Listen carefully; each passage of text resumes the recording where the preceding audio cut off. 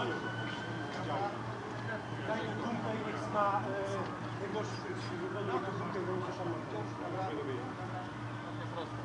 to się zatrzymujesz, czy ja mam zatrzymać? Nie zatrzymał, bo i tak czekam na nich.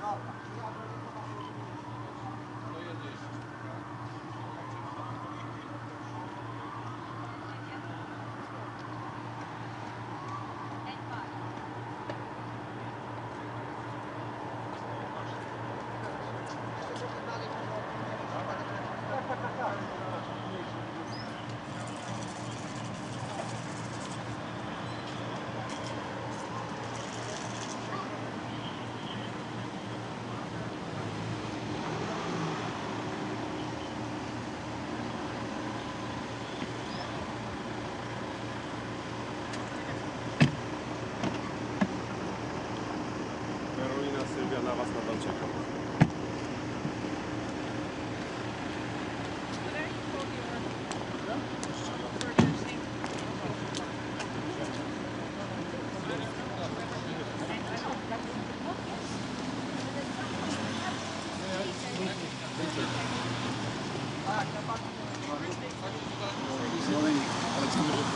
UNDP.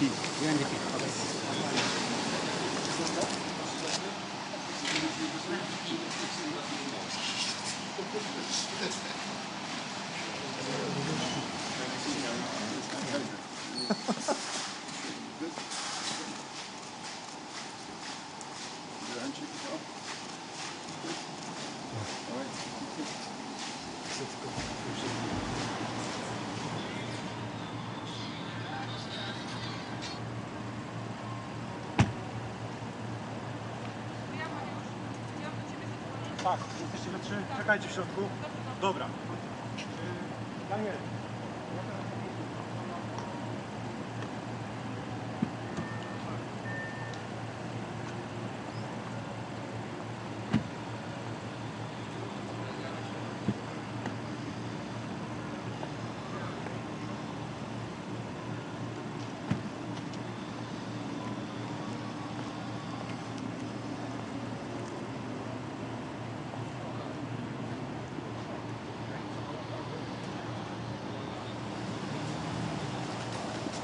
Morning, Mr. Lister.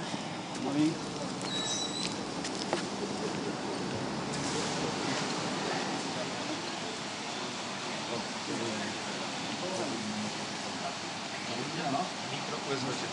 Mikro USB? O, super. Fajnie, że... Dobre rano. Dobre rano. Witаю вас всіх з цим чудовим днем. Дякую вам. Дякую вам.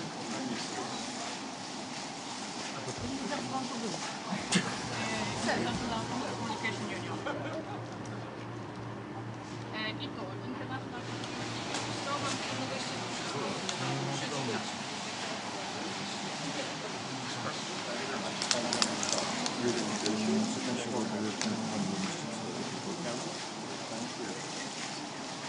And even great weather here in Poland, so you know that. No, not from the case, but Gdansk,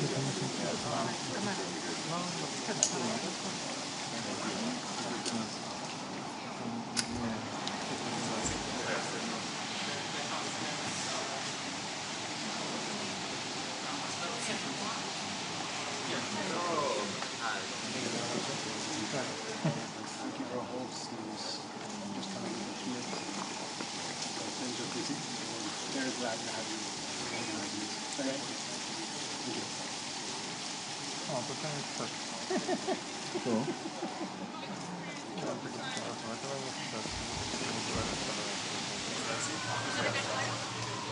European Investment Bank. EIB, European Investment Bank. EIB.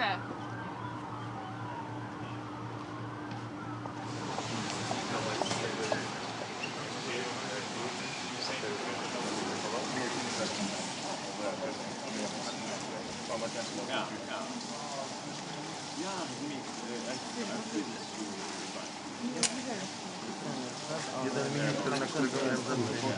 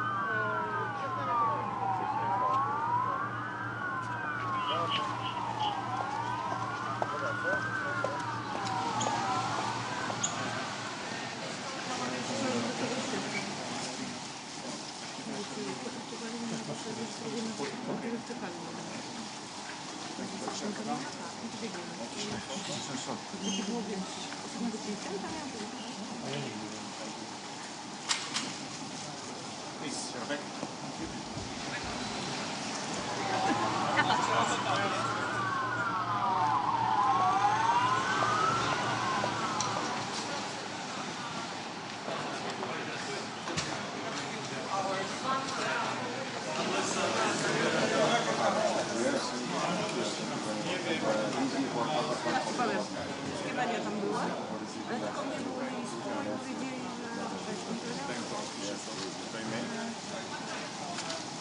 to poproszę. Już tak jest. Ja byłam 10. 923.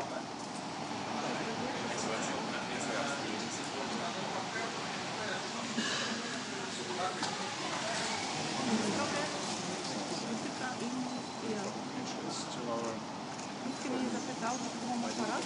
Ja tego fotografuję, wiesz, na sensie presy tylko, nie? Bo chodzi o te palce chwały. Na koniec się dowiedziałam, jak się już tak zapytałam, o co chodzi. Coś się dowiedziałam, że przecież z męsy.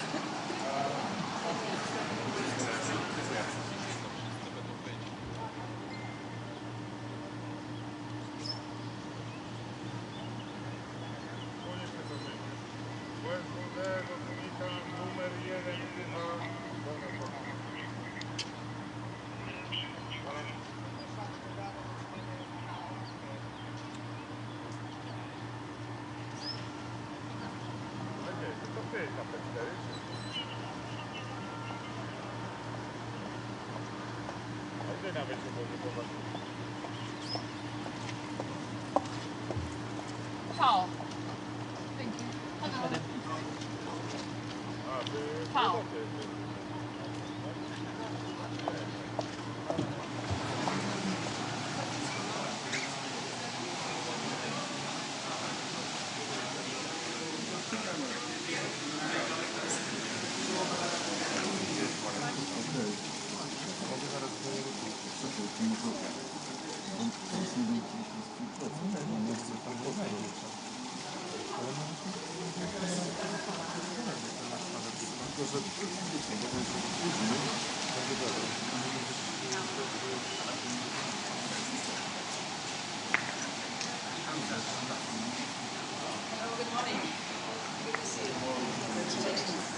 This is the official photo.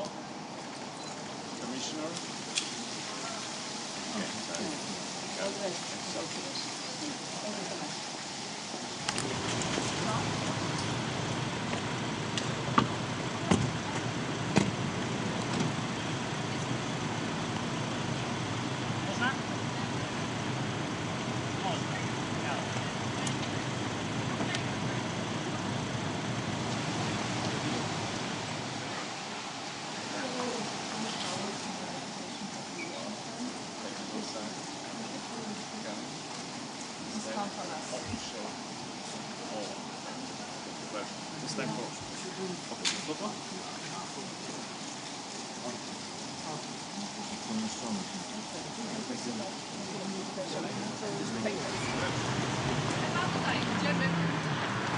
Sorry, on the left.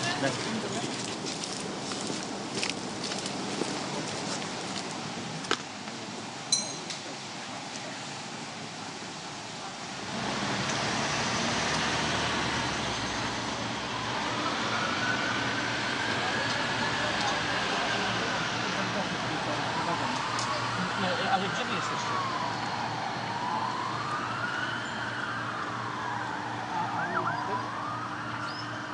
Ale wyjechał jeszcze. Okej.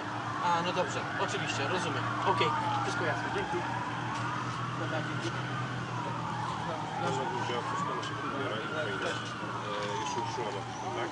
Okej. Właśnie, to było udzielone. No dobra.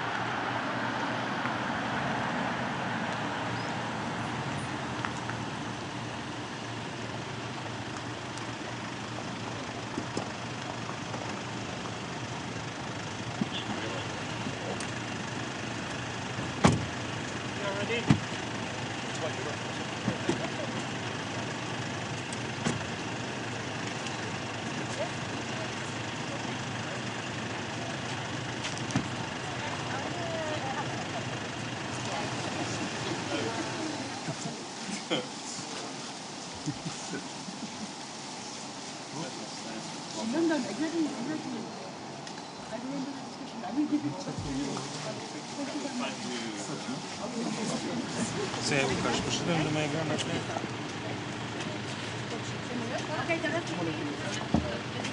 The delegation over here. Delegation members over here. Ah, Yes, yes, please. yes, please.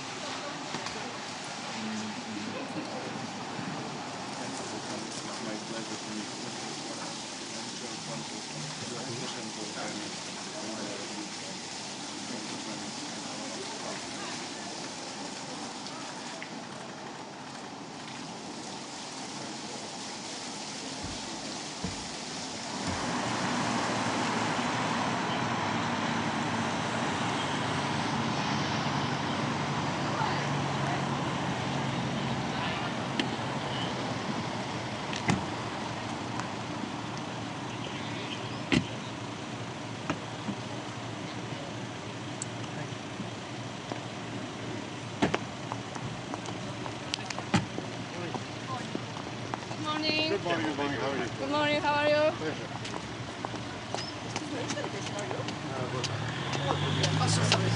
Bank Światowy. How are you? Bank Światowy. Bank Światowy.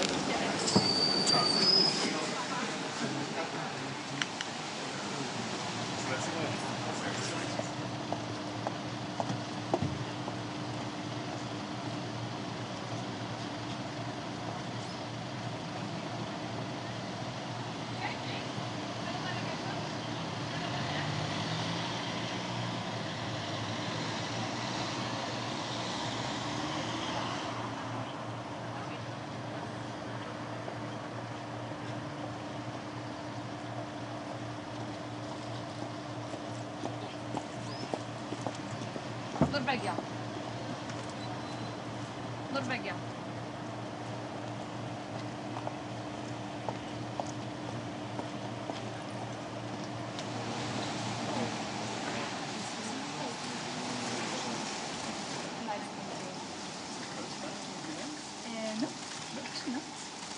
No, dziękuję panu. Słucham? Ważne, bo Łukasz podniósł aparat. Nie, on podniósł.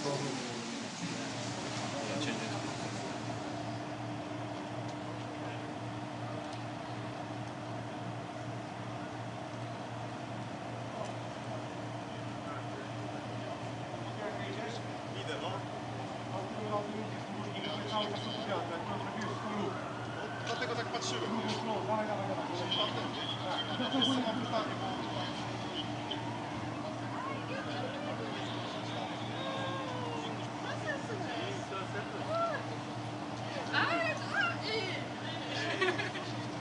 Daha iyi oldu. Turcja, Türkiye. Hi.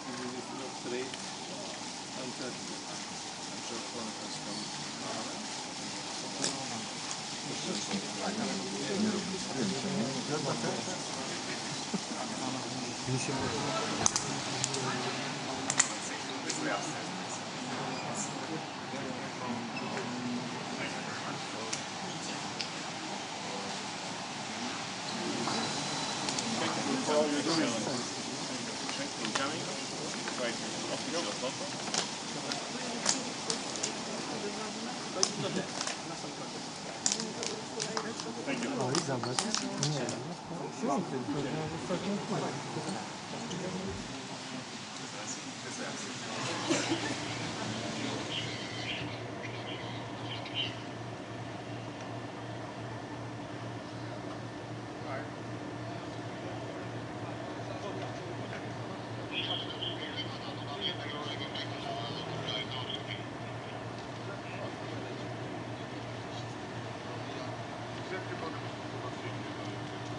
zobaczę, że go złapię.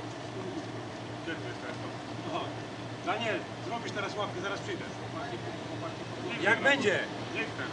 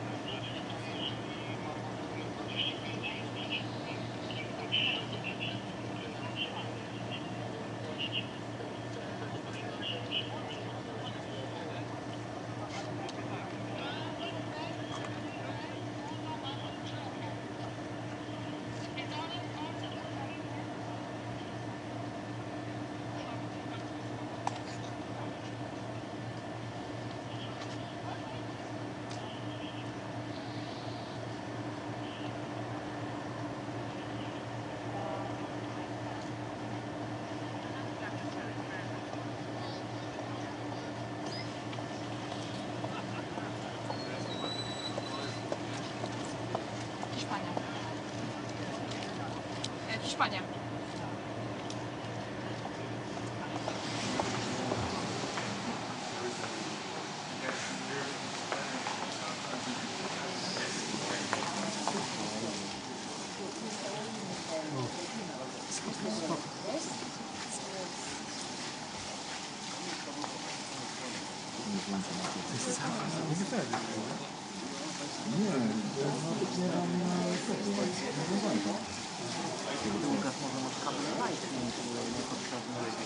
Po co ci ten kabel jest? Ale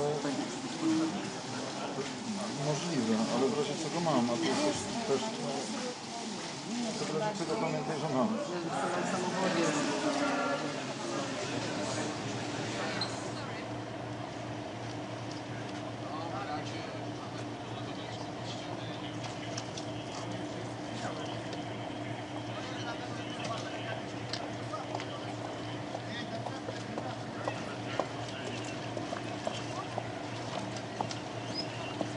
Luksemburg. Luksemburg.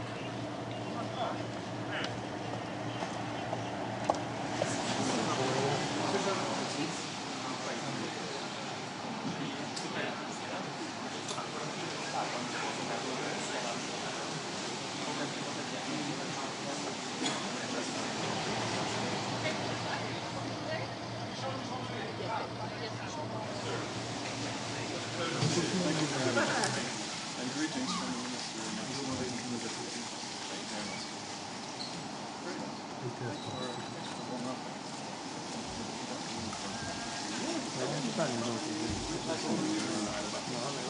Ale to może być twoje plany. No, I think in my home.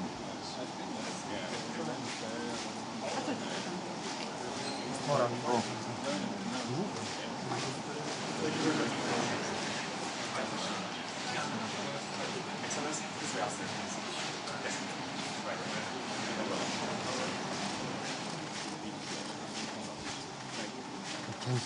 No co ty? No trochę, robię to przez grzech. Nie, chyba podłóg.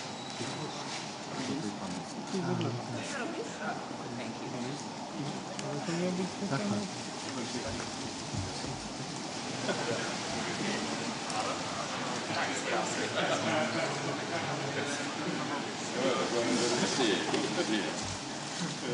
Okay, good. Everything is okay? Yes, of course. Under control? Good. Good. Thank you. Official photo. Official photo, yeah. Okay. Well known in Poland. But for me, it could be the first official photo with you. Good. Okay, thanks a lot. So see you around. Yeah, good.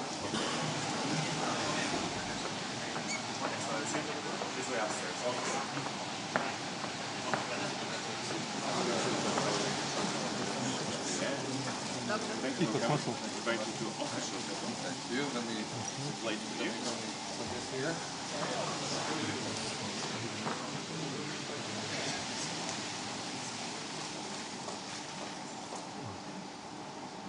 Yeah, thank you so much.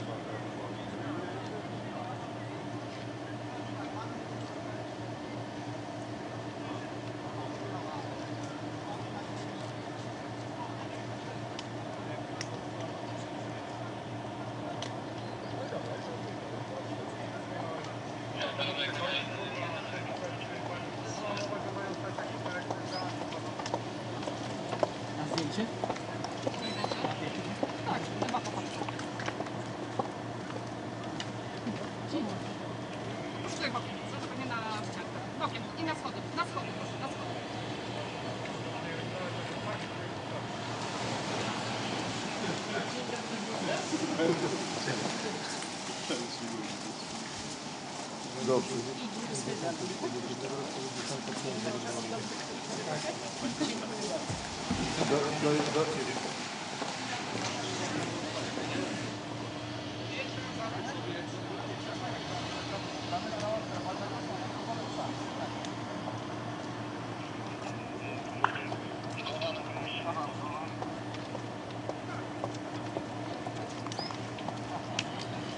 Serbia.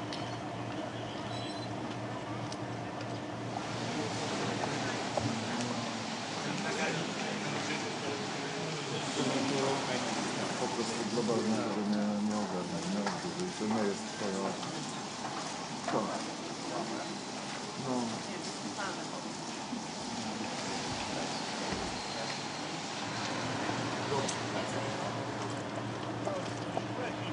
Miga to jest tańsze. Miga.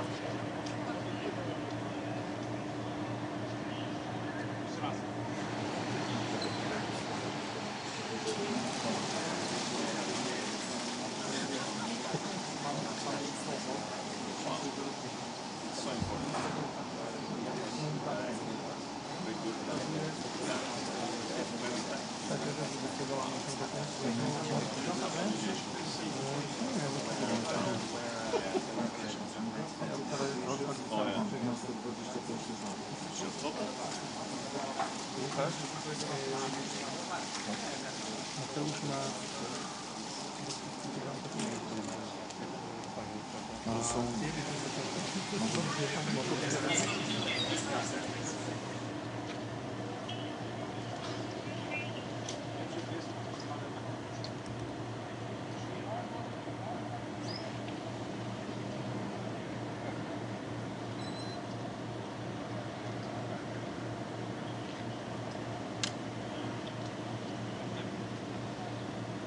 Daniel, muszę na chwilę to pojedę.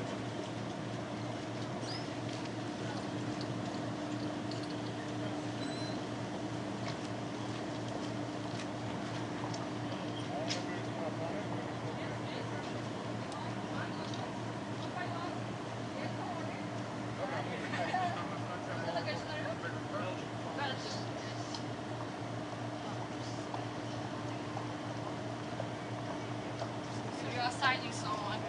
Yes. Yes, indeed, between the harbors of Ukrainian harbors. Belgia. Belgia.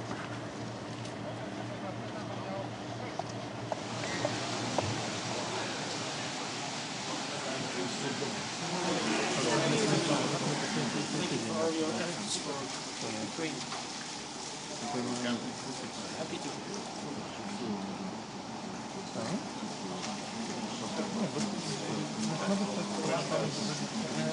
Gdansk, yes, but I thought central of the city on the map. Come back There's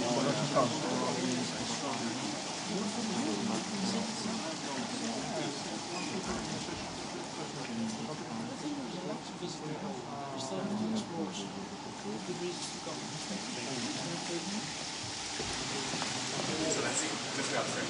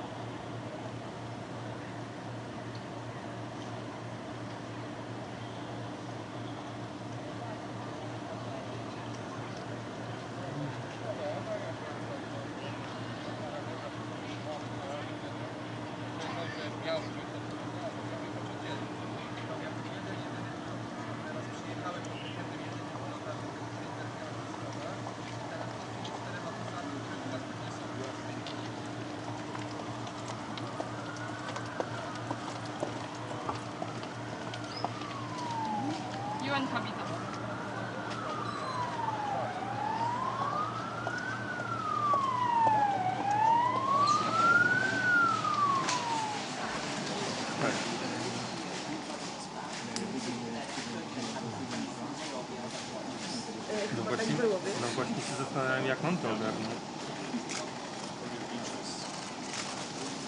Powiem więcej, nie chcieli za bardzo dymy później. Jakbyś ściągnął ten...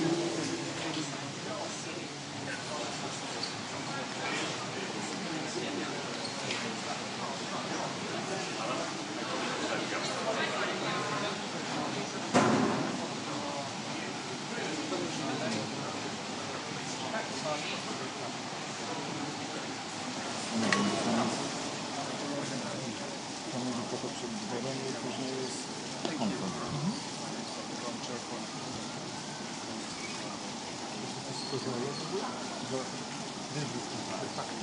Inne wydarzenia. Sobie taką galeryjkę do... Kompletnie inne wydarzenia. Czekaj, to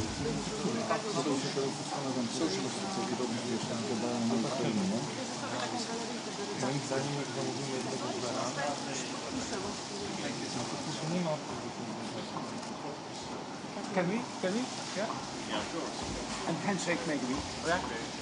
Oh yeah. As you wish. Excellent. Thank you so much. Excuse me. Thank you.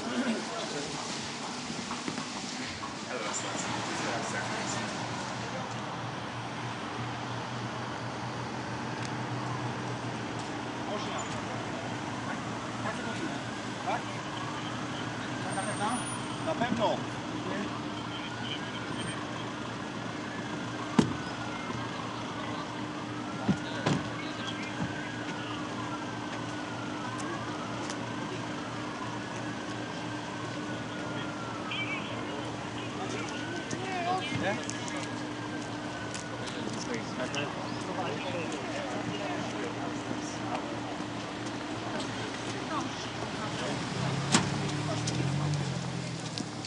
Go to the left, please.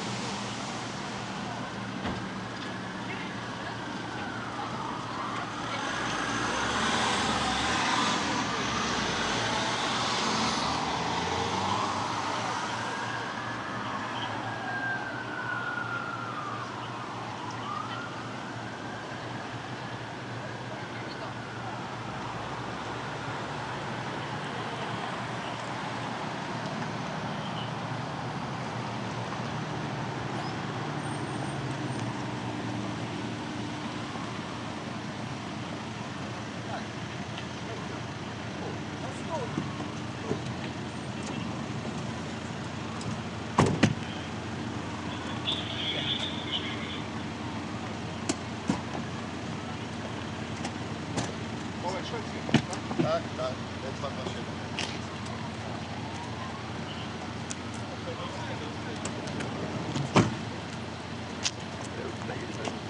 Sweden, I see. Correct. Yes. Okay. Good morning. Good morning. About diplomatic protocol, please. Only the delegation. Okay. Det var vänster eller höger? Szwecja. This is also a ministry. Yeah, please. Come with us. Pana ministra?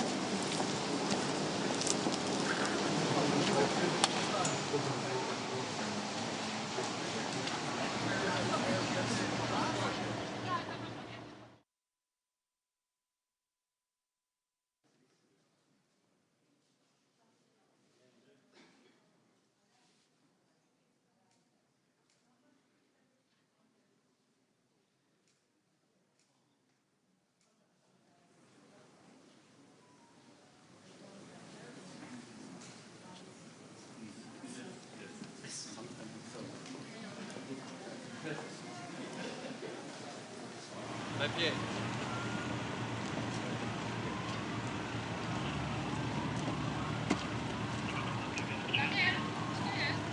Nasz minister.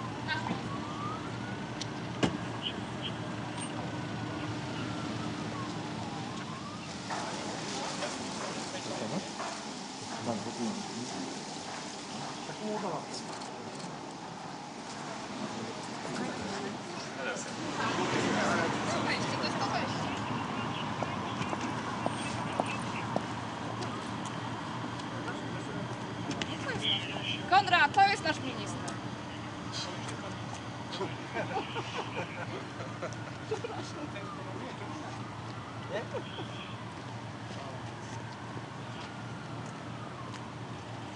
Dzień dobry. Czołem.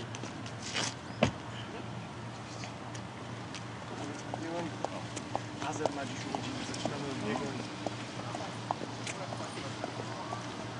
Nie będziemy na zdjęcie od razu, idziemy do sali. Czołem.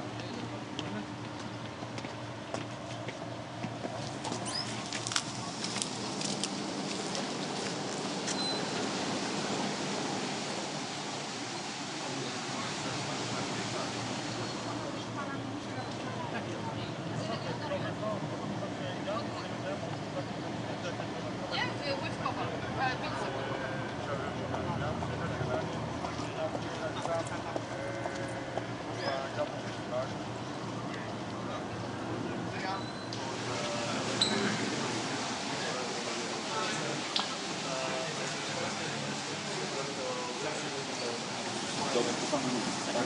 Aha.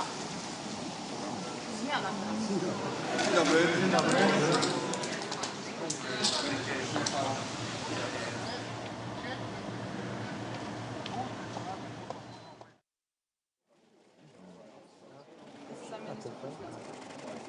Kelsey.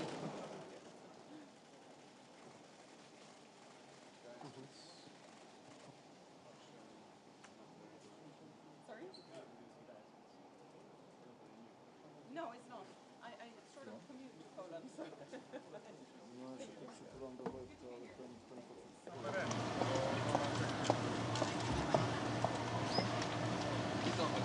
Grazie.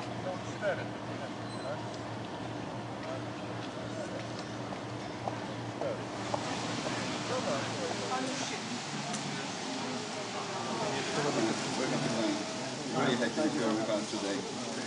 Tak, wiem. Wiem. W ogóle ja to zrobiłem po pilocie. Ale ja...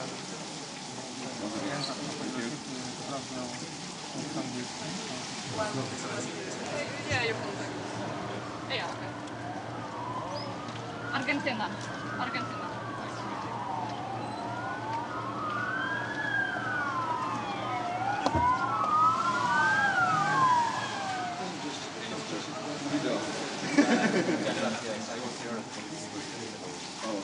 Yeah, you were there. Okay. Happy that you managed to be here, and congratulations on the performance in work. You are doing really great. Mucha suerte. Official photo. Sorry.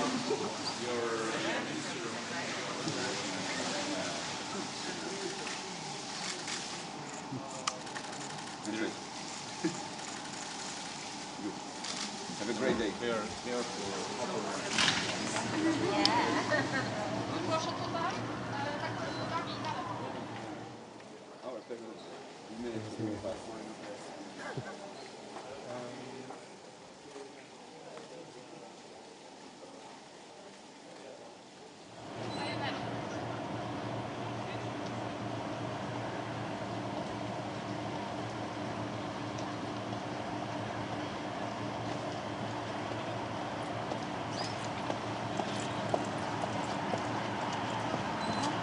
IMF.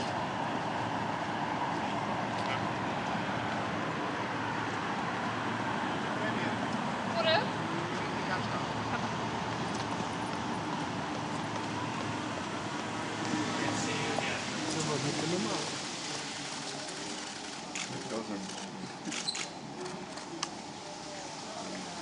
Good to see each other on tunnels. See you better. Thank you very much.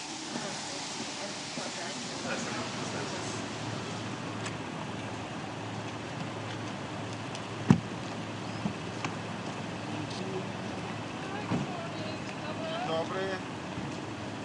Jest? Teraz 25 gwiazd.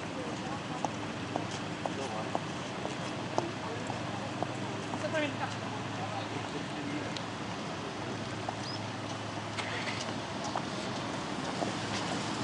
Co pamiętam?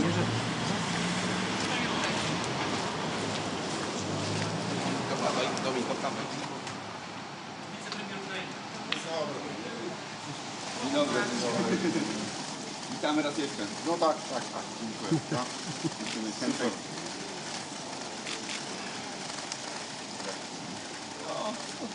To będzie Dużo. do zobaczenia.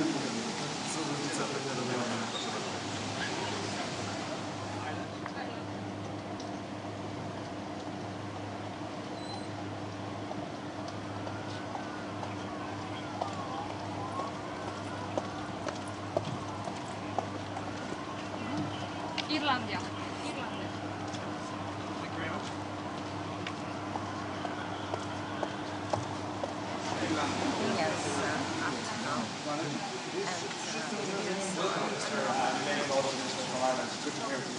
Welcome to Gdansk. Thank you very much. It's a beautiful city. Beautiful city. Good to be here today. Tak, tak. Wchodzisz jakby tak wszystko się dzieje zupełnie na miejscu. Thank you for being with us. Wokół, Gonna have good od strony, z której przyjedziesz, drzwi, I've been here. I've wchodzisz, tam są takie maszyny do rejestrowania Yes, I know. Get ready. Lots of work. Thank you very much. Thank you. i wystupują bardzo cała sekundę.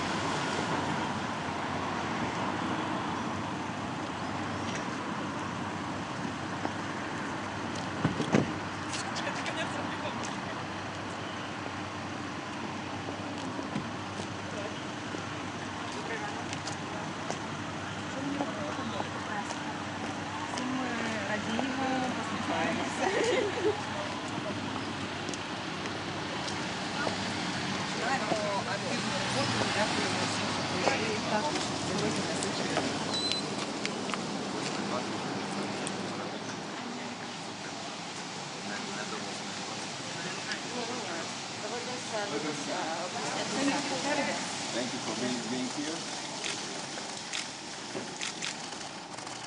I don't know what the event to be, but we have to have it. Thank you for the today. I know we will contact you. Yes, yeah. Bardziej piszę?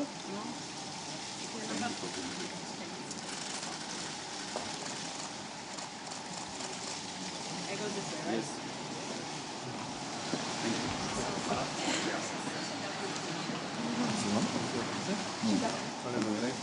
Nie, no ja spokojnie rzeczy. Nie mam. Poczekaj chwilę jeszcze, poczekaj, niech przyjdzie. O, teraz.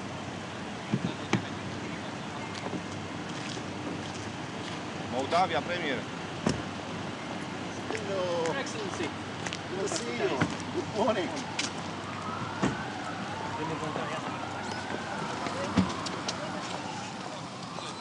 Very sunny day. Indeed, very warm too. Hello. Please, How are you?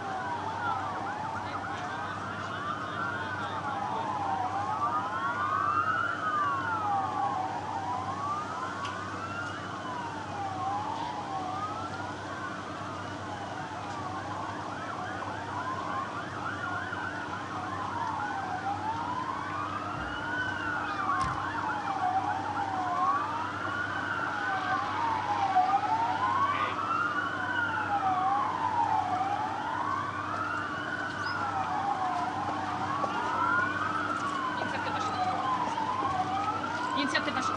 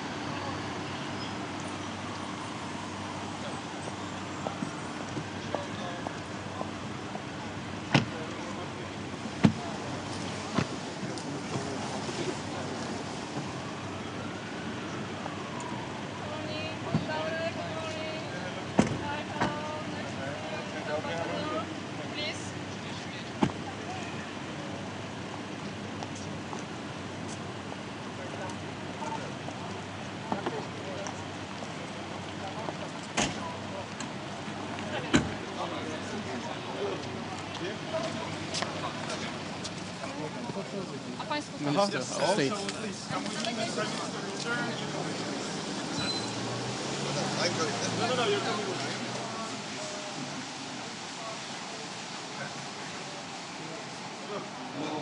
Welcome to Gdansk. Really happy that you are here and going to have very good discussion. Estonia. To jest w sumie niewielka pomoc. Tak dalej są bardzo podobne. No właśnie nie wyglądał na... I can only imagine.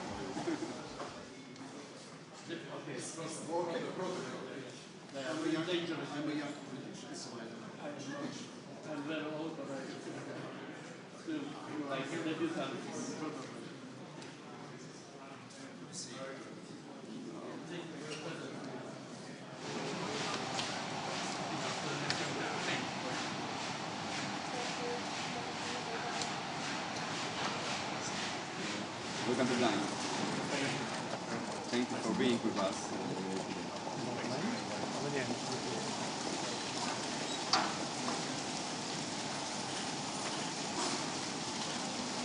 It's a great day, full of people. It will be good day. Thank you. This is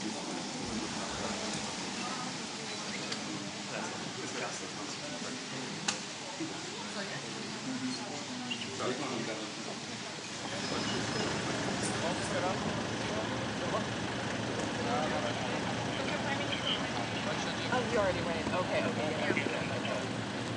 I'm trying to 40 minutes.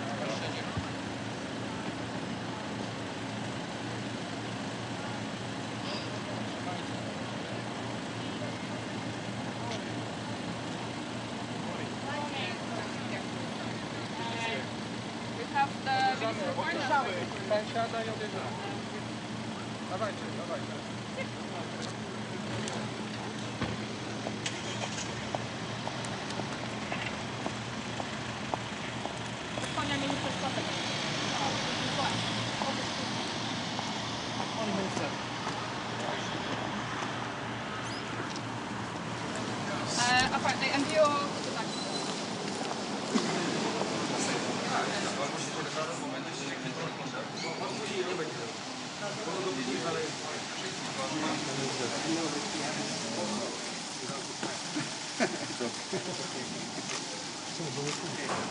Happy that you're here and next one in Estonia.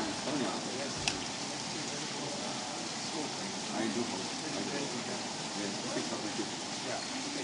Thanks, have a great day.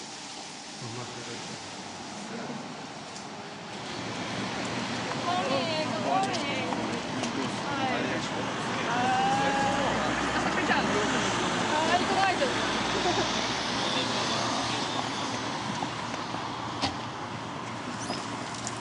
Azerbaijan. Azerbaijan. Great, thank you.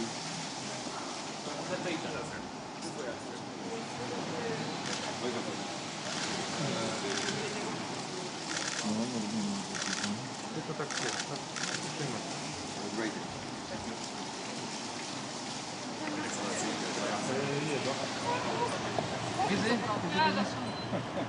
Szwajcaria.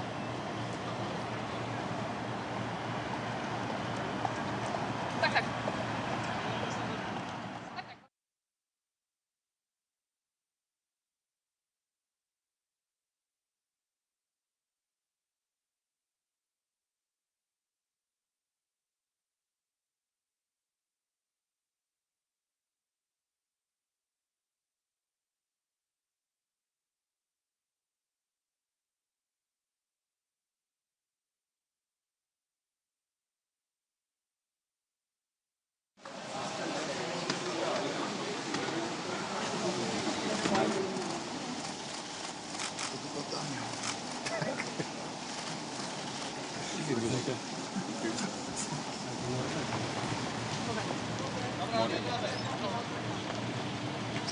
Slovenia.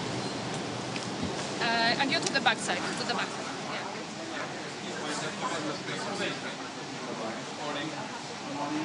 Morning. Welcome to Gdansk. Thank you very much. Have a good day here. Take pictures.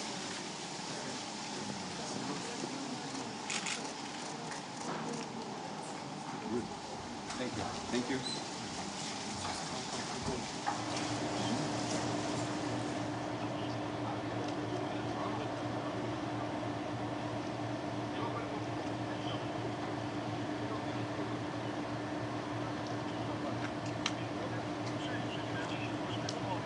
Przyjęcie środków ochrony zdrowia medycznego podejmowane na temat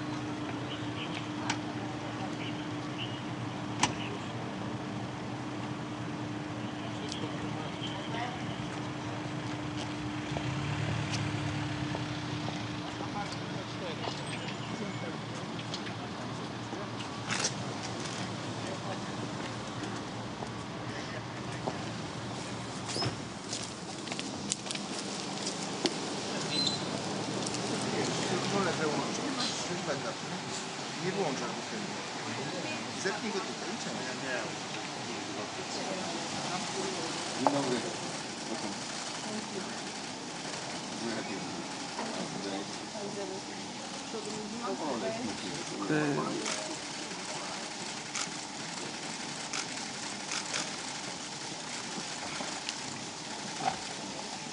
Dziękuję.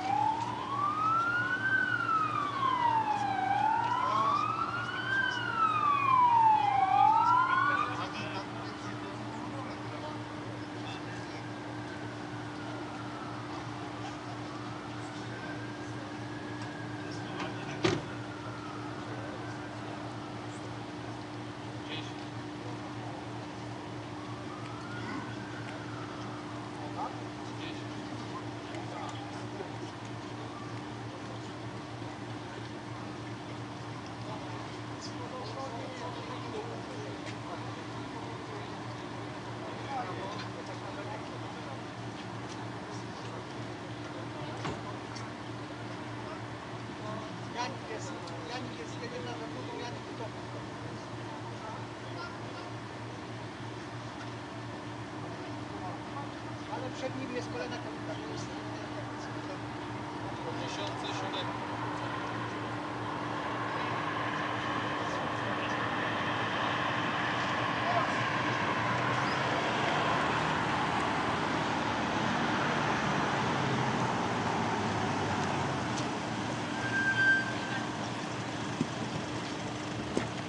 Poczta.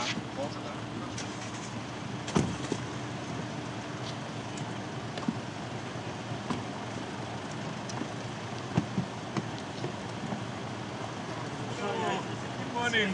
Good to see you. How are you? Fine? Yes. Yesterday when I arrived, I think things changed a lot. Yes.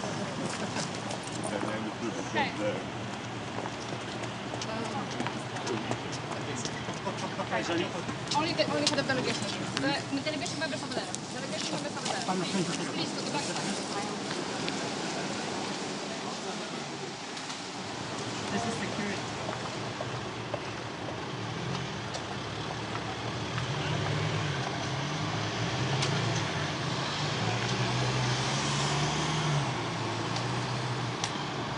On będzie witany później przez szefa, tak? Przez... Tak. A nie poszedł do DWS teraz? Nie, proszę.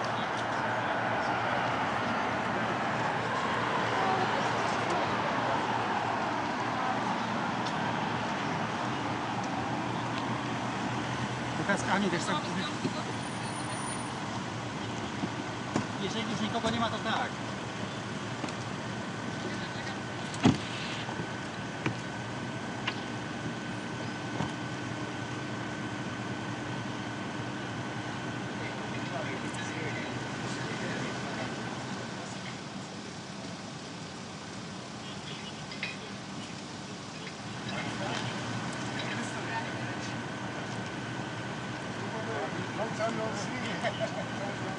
Hello. How are you? Good to see you. See you again.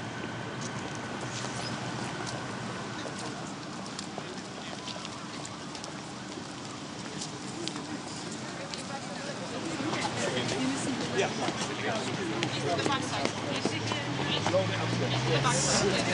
It's to the left. Go to the left, please.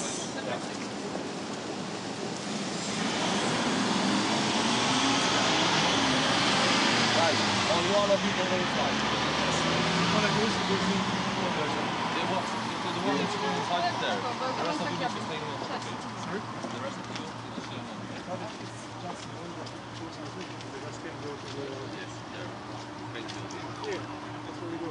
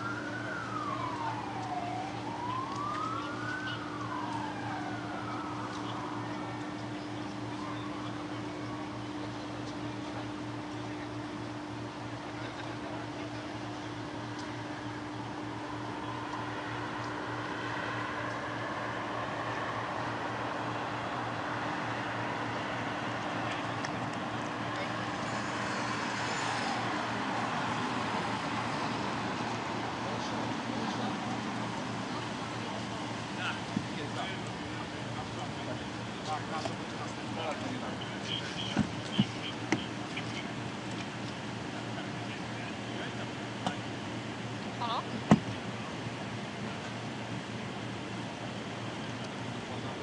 Panie, proszę mnie zobaczyć. Ja to sprowadzę tutaj.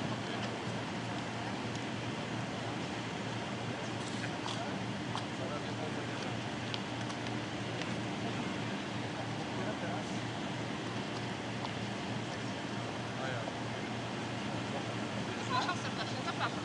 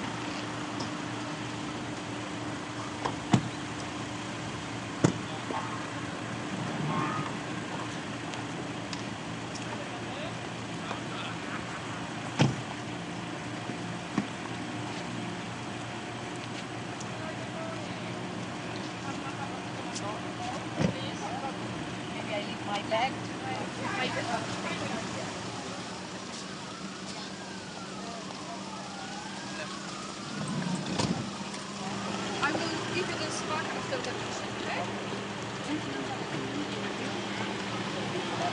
This is Minister of Finance.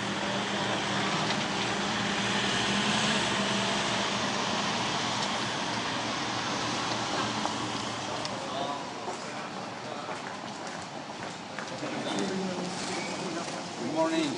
Dokładnie i to w ogóle zapomnij, nic nie zmienić. Thank you. Have a great day.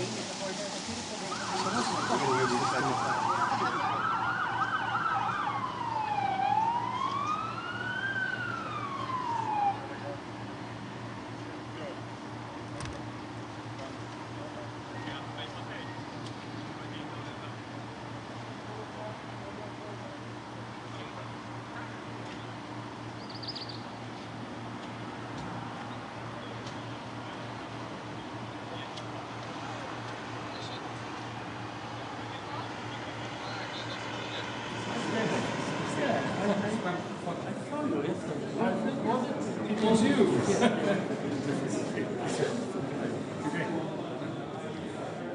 So many thanks for having me. Again. No, it's a great pleasure. Yeah.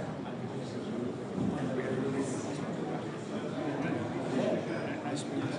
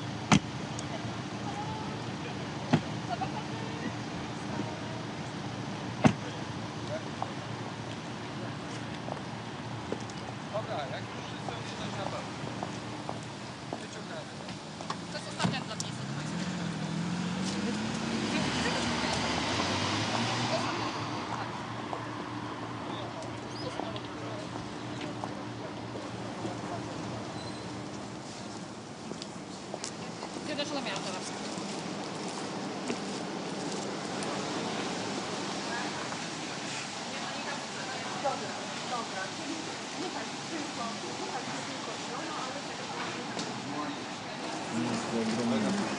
Really heavy ACR. Nikomu nie mówcie o tych moich blokach. Ja nagrywam. Thank you for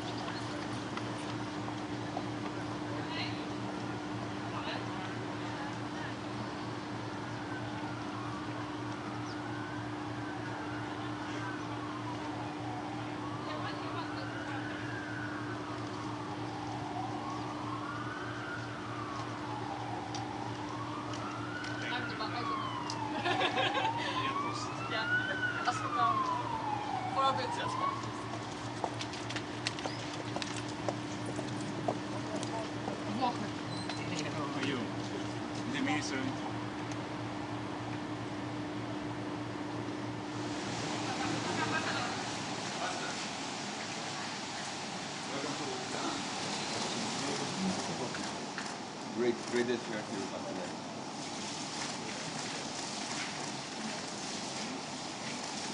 A great day and not to focus. Zobaczcie, że to jest dobry aparat. Muszę...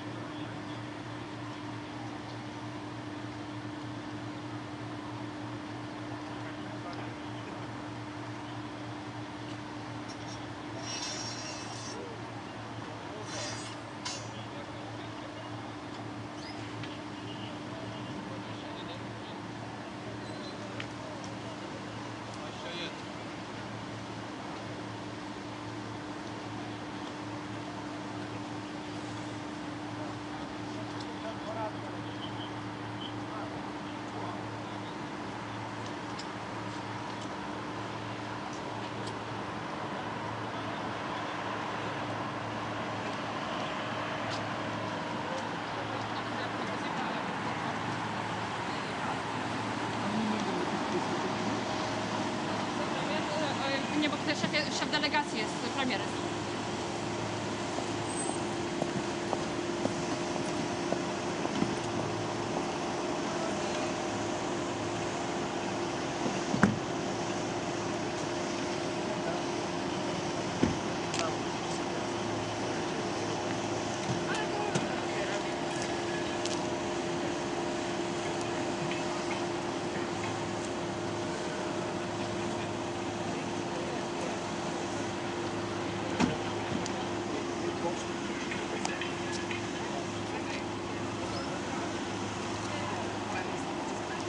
Dobry.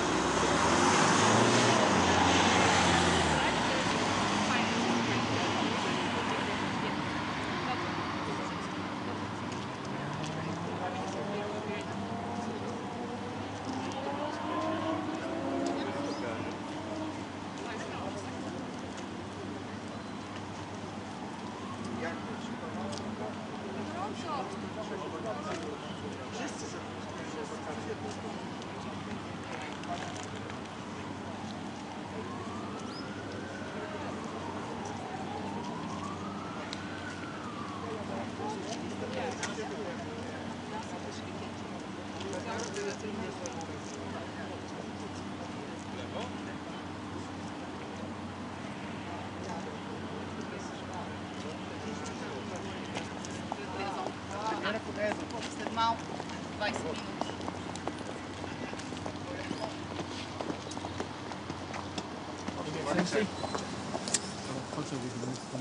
Bułgaria wicepremier.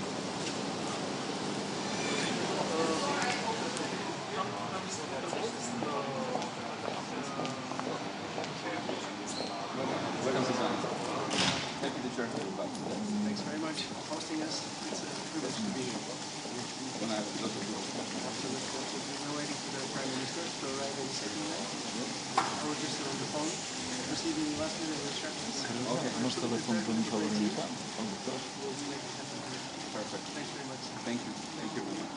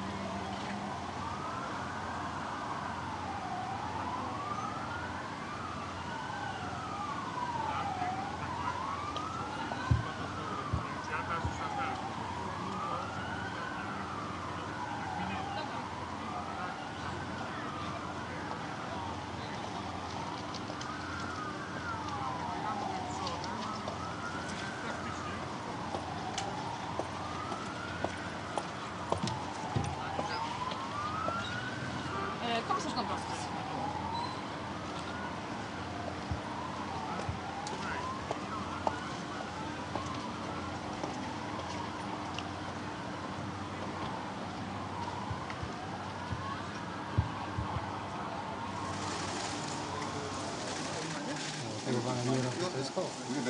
Zrobiłem. Już zeszedłem.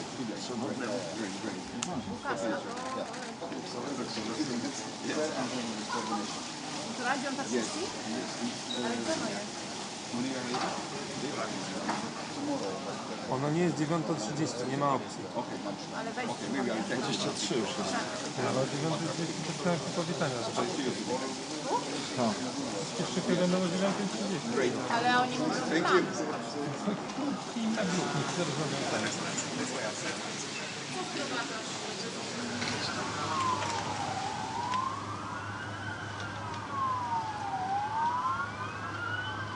Premier tam jeszcze ma to spotkanie.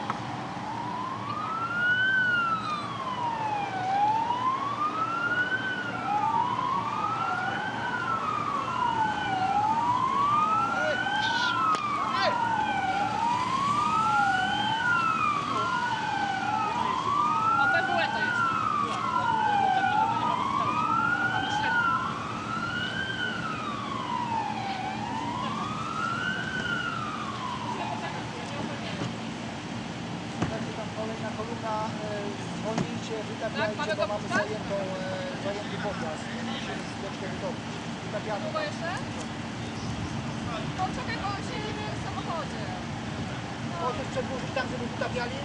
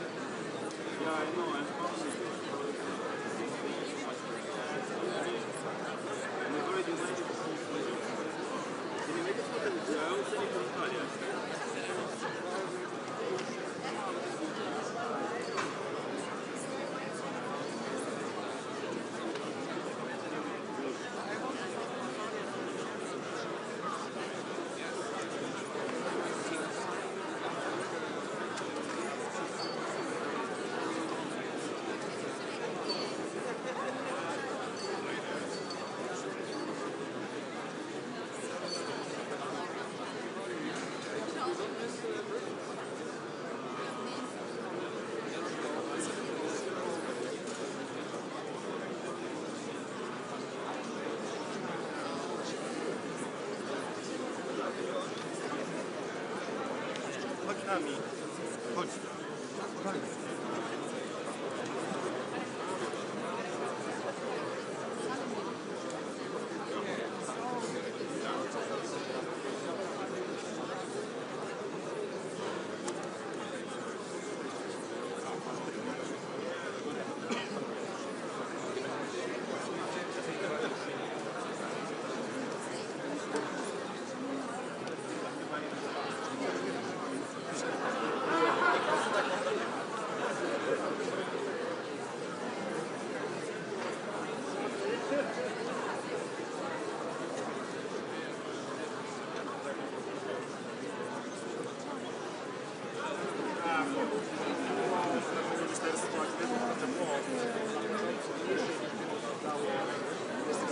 Cekę, a dopiero później wysłali dodatkowy mail, że więcej osób.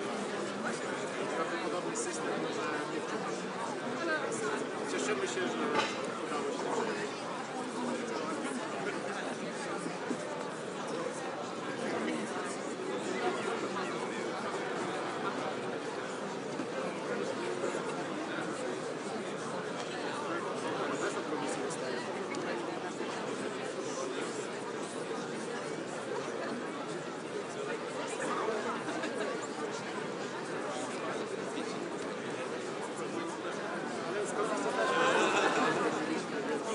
Taka jest sposób organizacji wydarzeń. To wydarzenie jest na tyle skomplikowane, że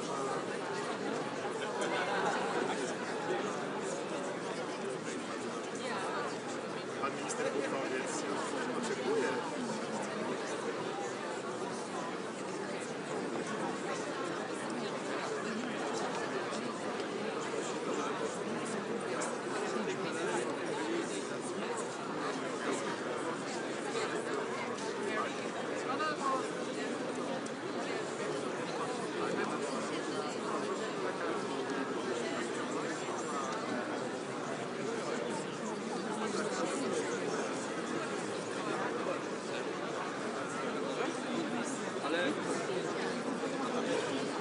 Udało się dojechać bez problemu.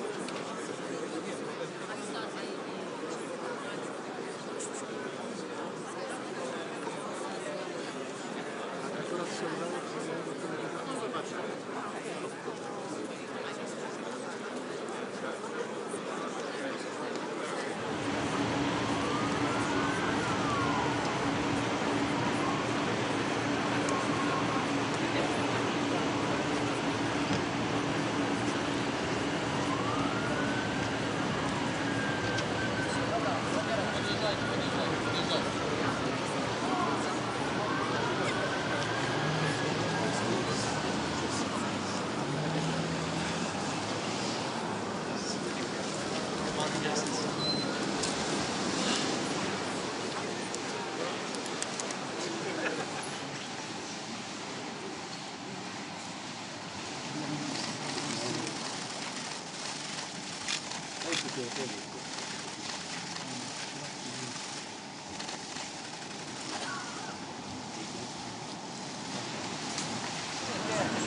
Lepiej zegarek.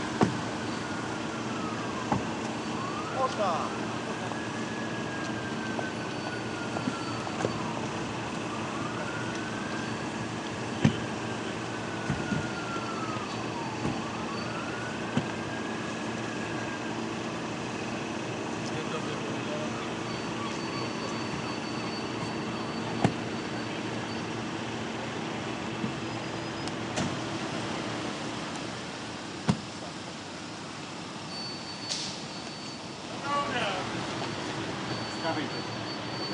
It's always good to see you. Dzień dobry.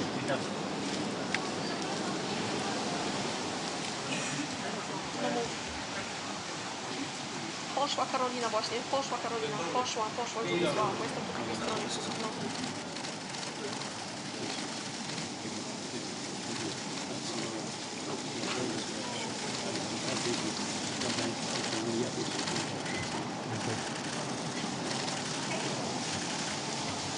One of the bravest guys in Europe.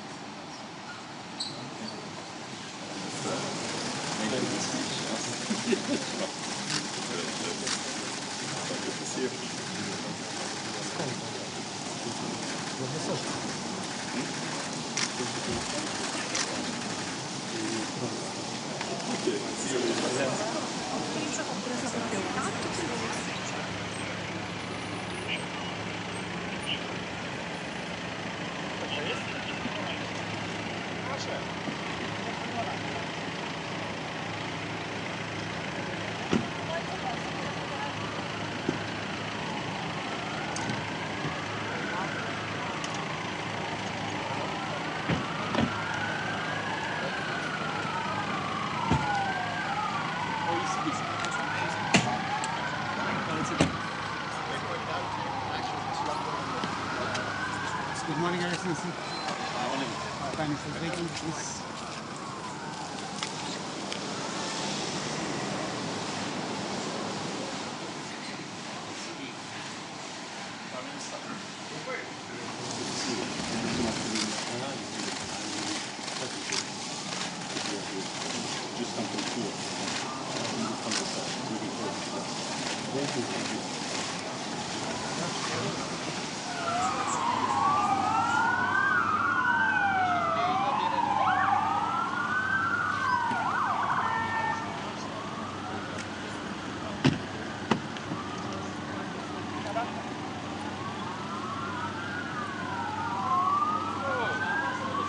Looks like you are everywhere in Poland. Yes.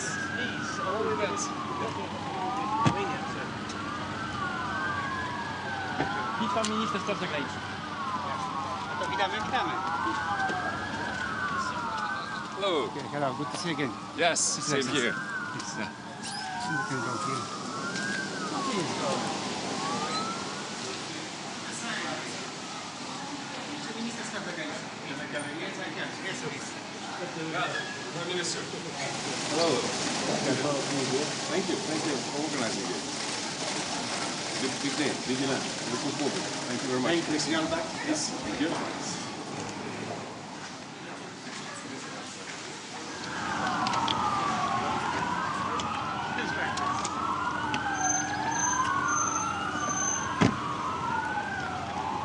A to jest? Wiecie?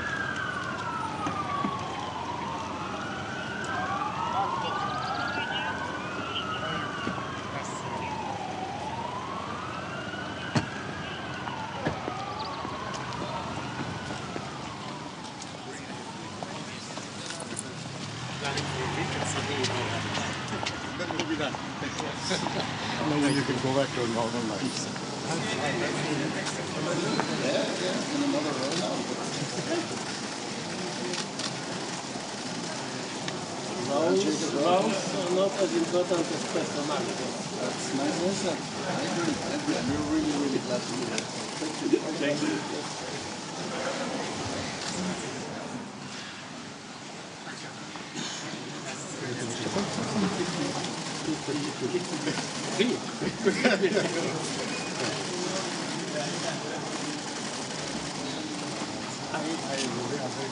I prośba o tylko lekko niżej, ale nie wiem, czy teraz jest okej?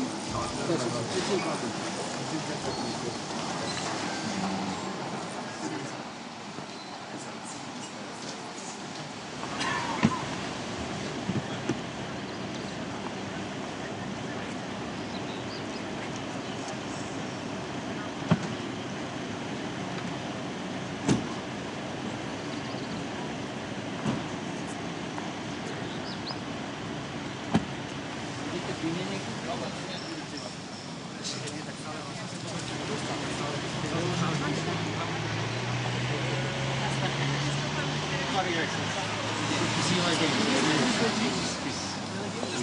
Delegacja tam była.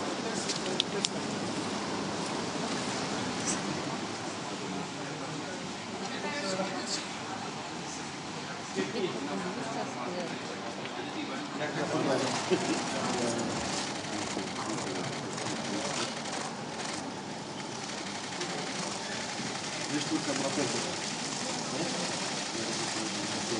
Jak duży palce dla mnie, jak on to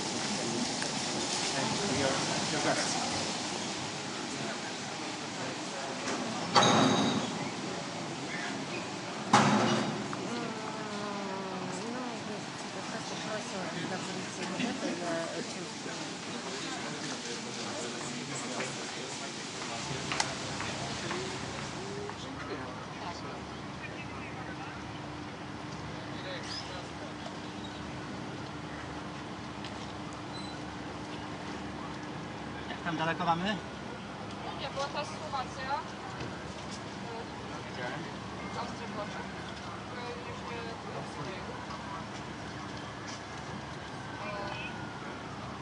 No, bo kurier.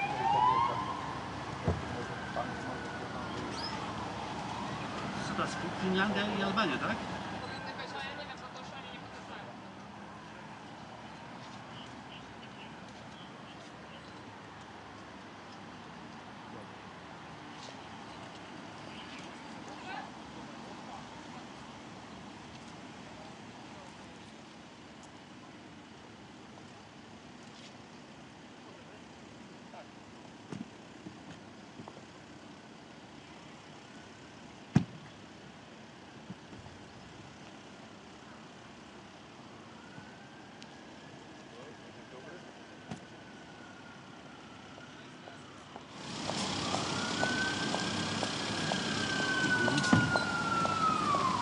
Good morning, Your Excellency.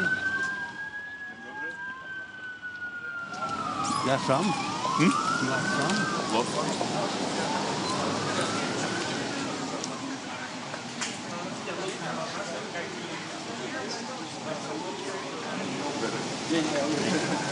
Happy to have you.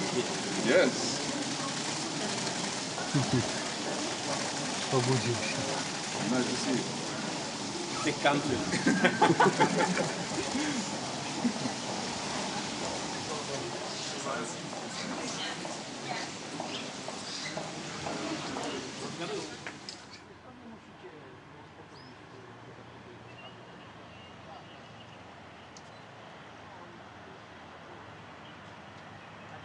Troszkę szybciej, gdyby można było. Troszkę szybciej. Nie, pan premier prosi.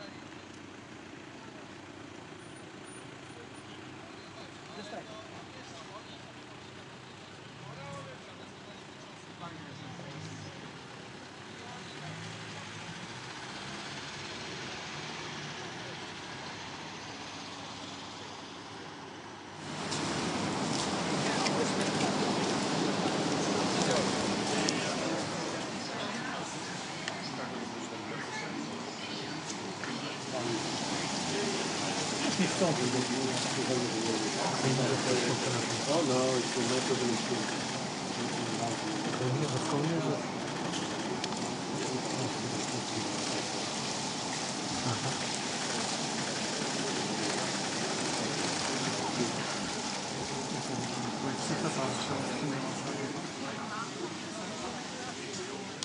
Nie mam jak napisać, no wy macie kierowców. Macie łączność, no Mirek.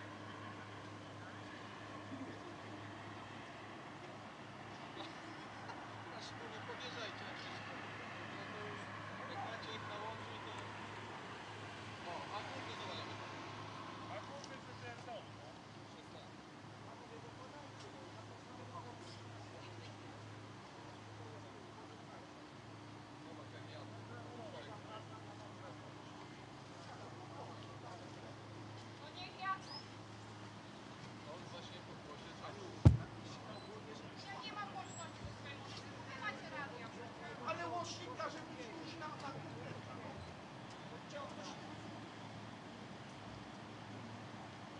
Zapraszam.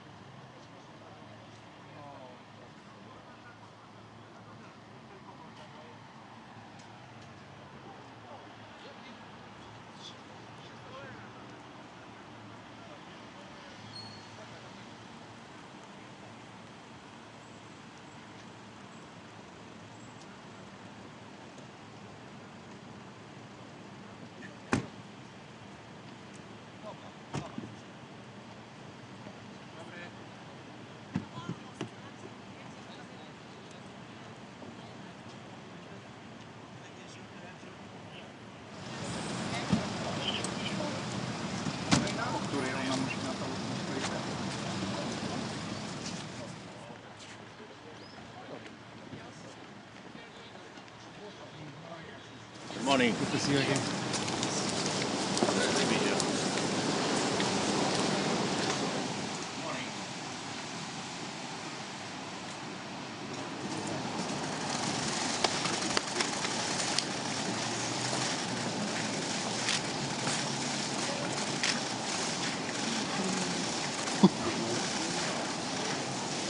Myślałem, że mi coś w aparacie zacięło. A tyle się udało.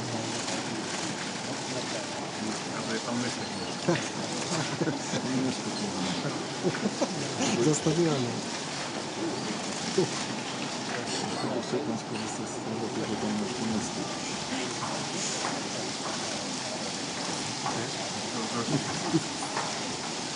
Najpierw soku się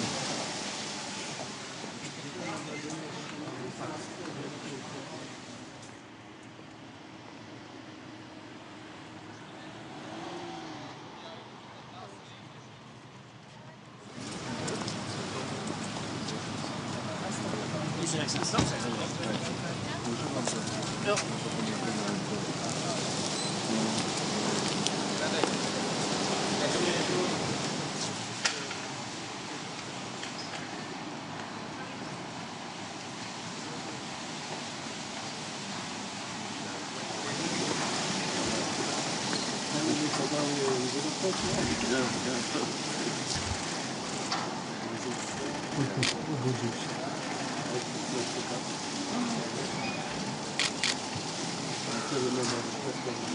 Mogę przesunąć.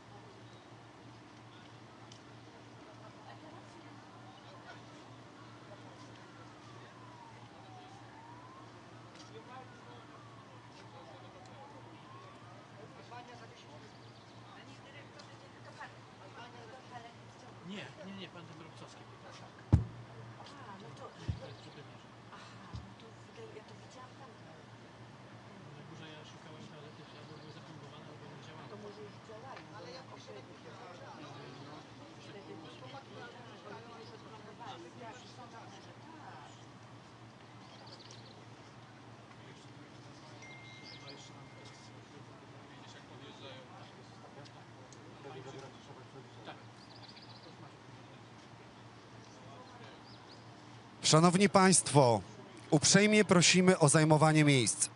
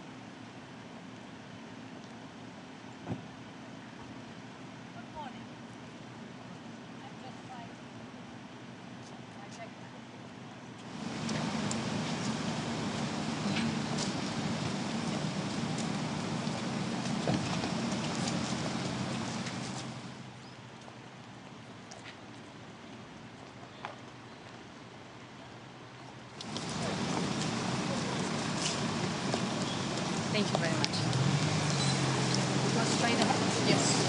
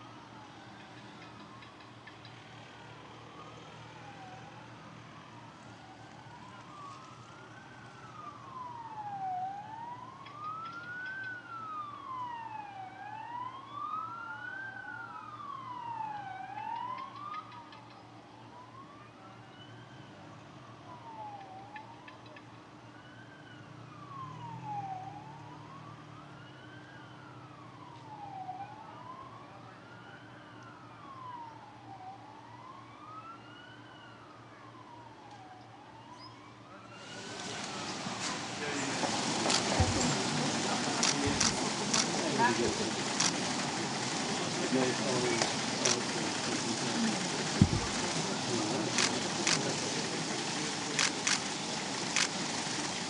for me, thank you so much.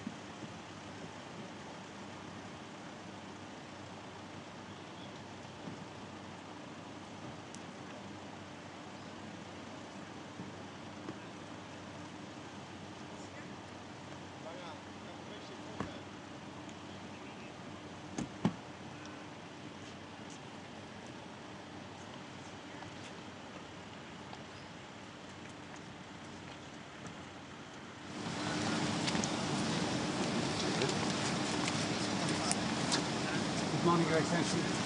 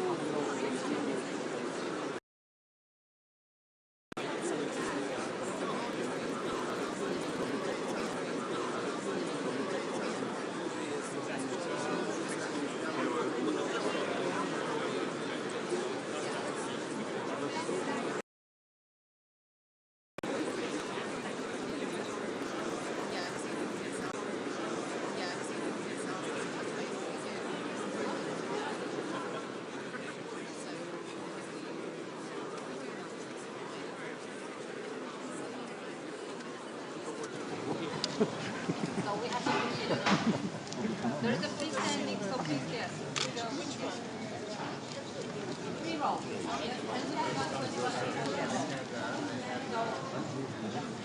we could ask you, this way. So this is a freestanding.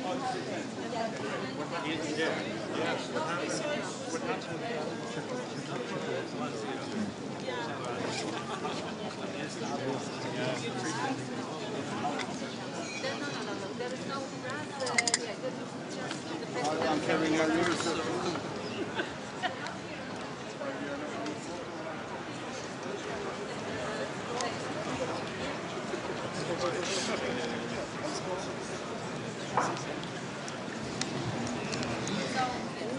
There's a freestanding.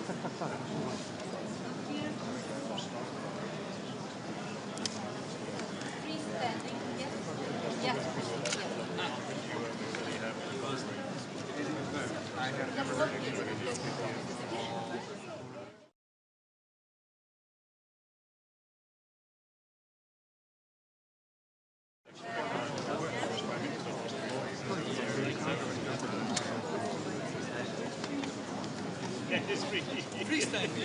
Freestanding.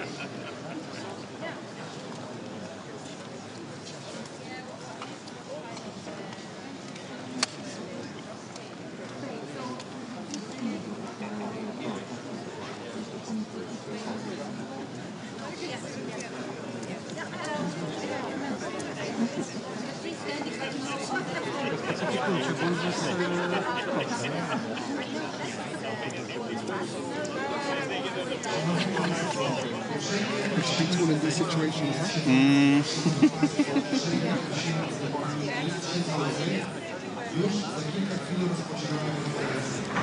Ladies and gentlemen, please take your seats. Ladies and gentlemen, please take your seats. We are about to begin the conference very, very soon. Thank you.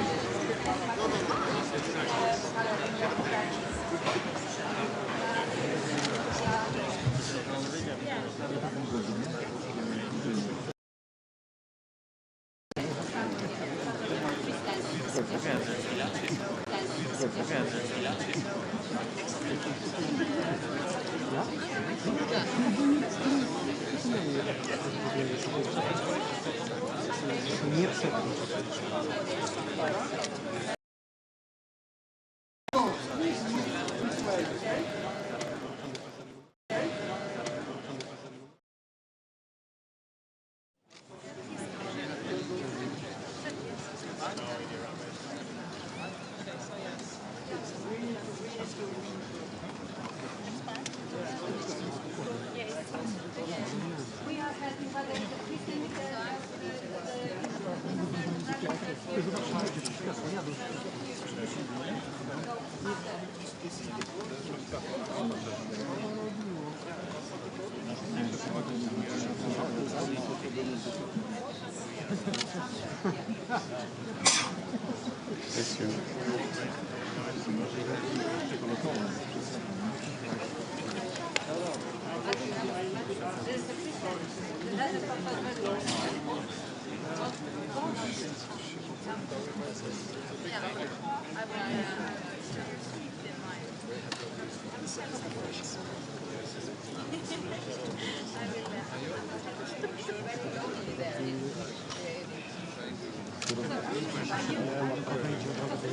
I am the bodyguard. The Prime Minister of Albania. Bodyguard of your Prime Minister. No, I don't move. I wait for my Prime Minister. Waiting for my Prime Minister. I don't make sure that nobody will take a place. Yeah, of course. You want to drive?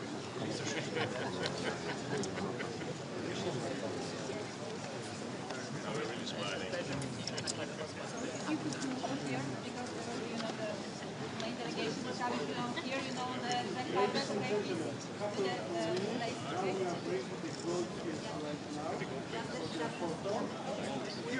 Szanowni Państwo, bardzo uprzejmie prosimy o zajmowanie miejsc siedzących się. Za chwilę rozpoczynamy konferencję. Nie będziemy mogli tego zrobić, jeśli nie zajmą Państwo miejsca. Ladies and gentlemen, please take your seats. Ladies and gentlemen, please take your seats. We are about to begin the conference, however we cannot start it unless you take your seat. Thank you. How are you?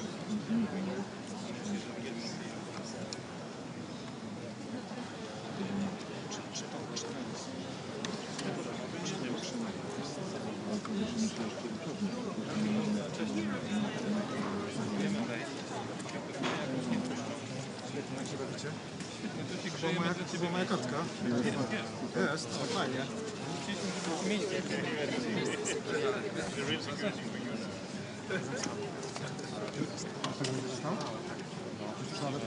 Nie, no nie możesz tak wydać. To jest na mojej kartce. No chodź tu.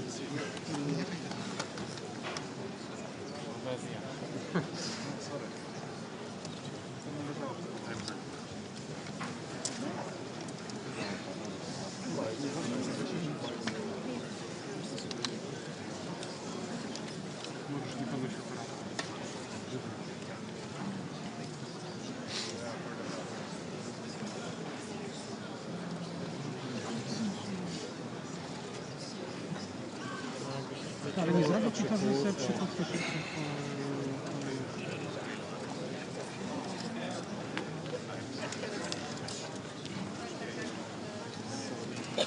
Robert. Come, Robert. Nie.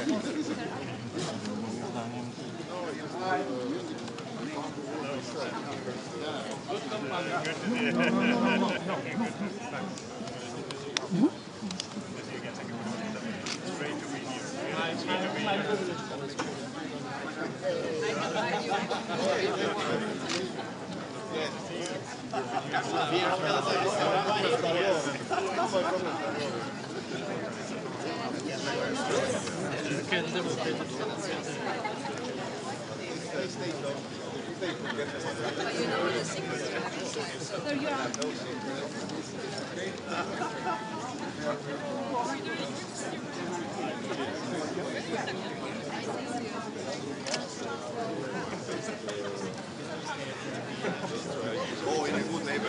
Always in the best neighbor.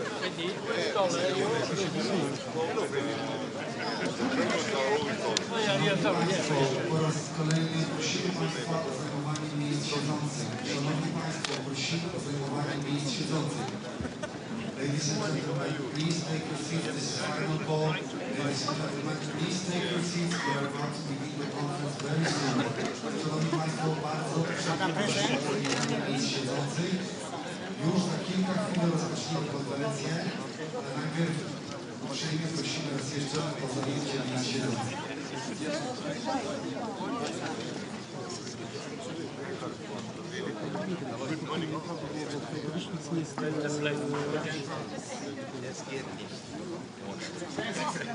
Official photo, please.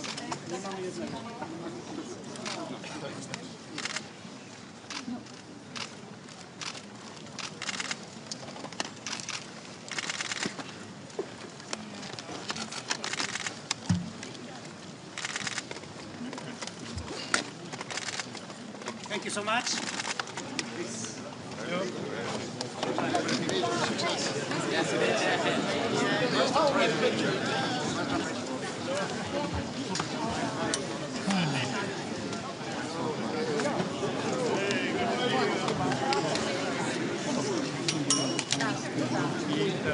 Dear colleagues, we need to come back to media center, so take us up and follow me, please, okay?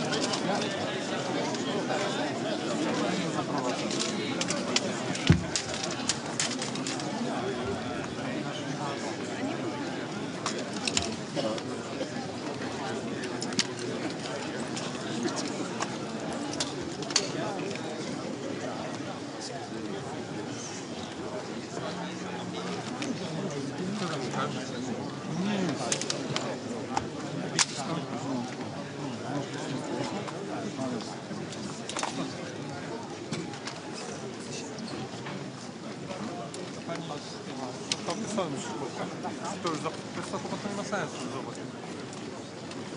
Nie wiem. No.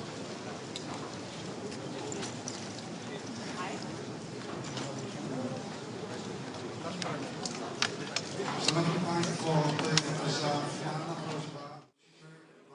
Prosimy serdecznie o zajmowanie miejsc siedzących, albowiem bez tego nie będziemy mogli zacząć konferencji. Szanowni Państwo, to jest nasza finalna prośba. Prosimy o zajęcie miejsc siedzących, gdyż bez tego nie możemy zacząć konferencji. Ladies and gentlemen, this is final call. Please take your seats. Ladies and gentlemen, this is final call. Please take your seats. Unless you do that, we cannot start the conference. Thank you.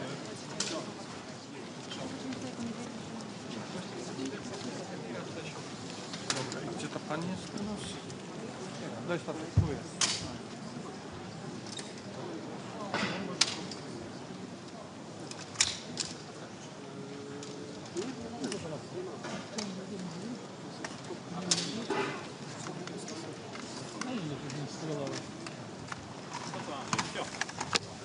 A idziemy jeszcze do pani do Media Center. Ja chyba sprzętu trochę zostawię, wiesz? Ty to wracasz, nie? Tak.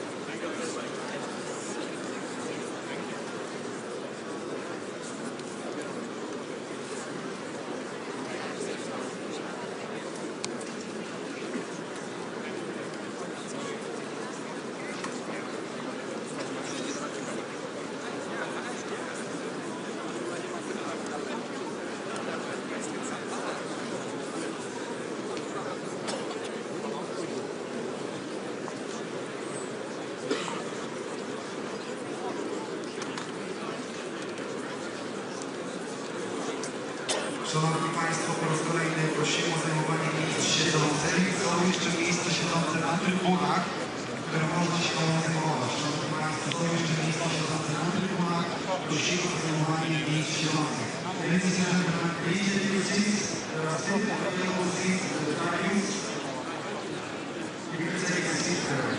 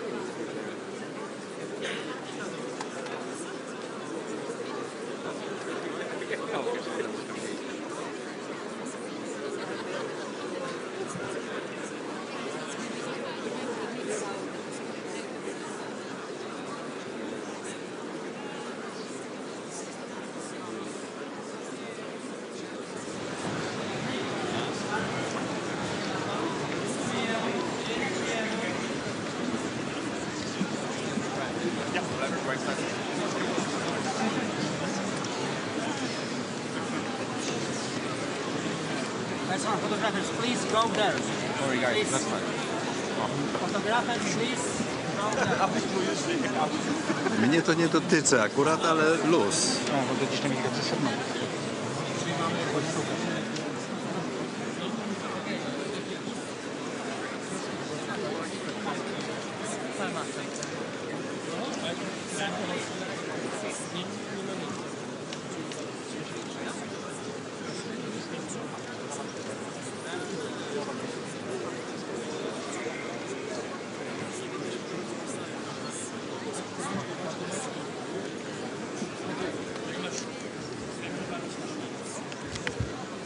Szanowni Państwo, uprzejmie po raz kolejny prosimy o wywołanie miejsc siedzących.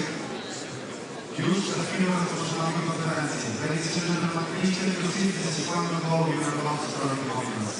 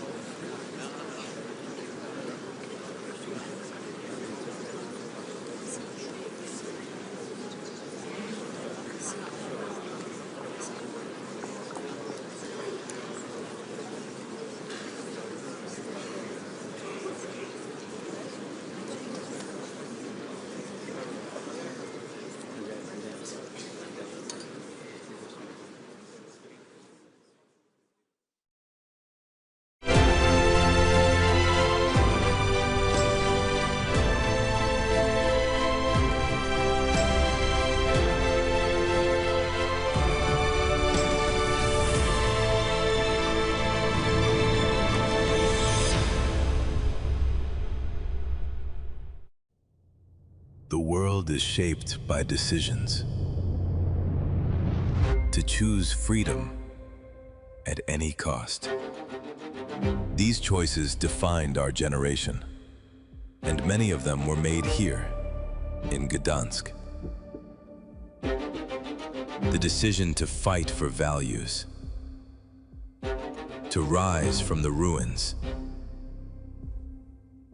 and break free from a brutal system of oppression. Today, our turbulent world once again needs solidarity, decisions, action. To stand united and stop aggression before it crosses new borders. To build resilience inspired by Ukraine. A country that endured the hardest winter in its history and kept its energy system running. A country developing battlefield and air defense innovations that are reshaping modern warfare. A country where businesses continue to operate against all odds. A country that rebuilds every day what has been destroyed. A country of people who choose freedom and European values. Ukraine is shaping a new global reality. Ukraine empowers security, the economy, and energy. To partner with Ukraine means investing in resilience and gaining unique experience. The world needs decisions. It needs action. It is time to make them once again, here in Gdansk. Partner with Ukraine. Shape the future. Ukraine empowers.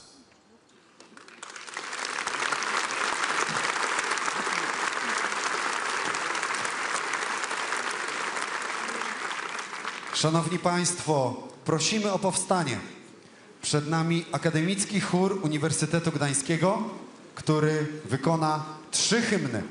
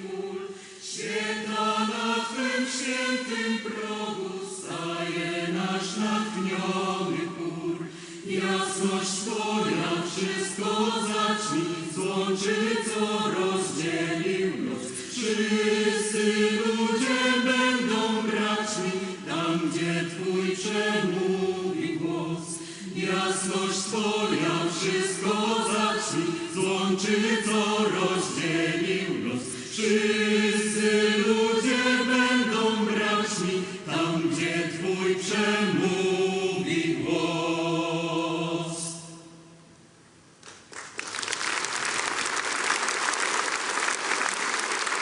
Dziękujemy bardzo.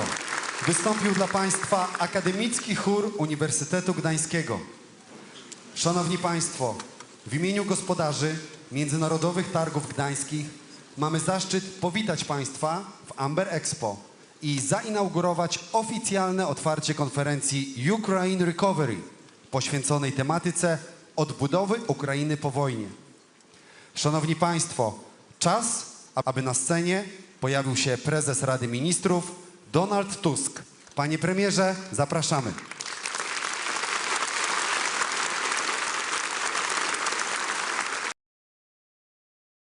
Witam Was bardzo serdecznie w moim rodzinnym Gdańsku, drodzy przyjaciele. Wasza obecność dzisiaj tu jest znakiem dla Polski, dla Ukrainy, dla Europy. Tak związane z tym miejscem. To nie jest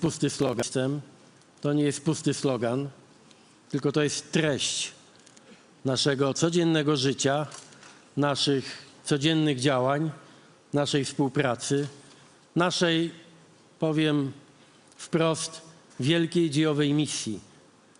Tak, bo stoimy wszyscy przed wielką dziejową misją. Tą misją jest pełne zjednoczenie Europy, wolnego świata. Zjednoczenie w obliczu agresji, w obliczu niepewności, w jakiej pogrążył się cały świat w ostatnich latach.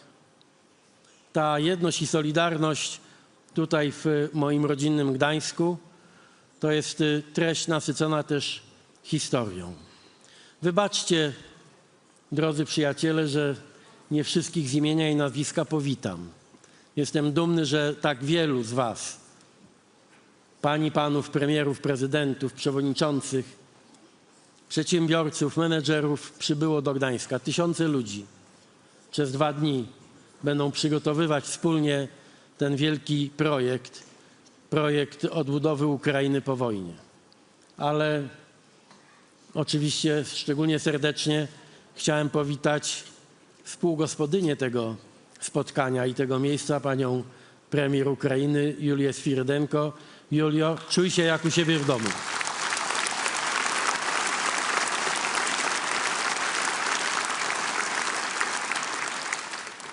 Zaproponowałem Gdańsk na miejsce tego spotkania ze względu na bardzo głęboki, symboliczny wymiar tego miejsca.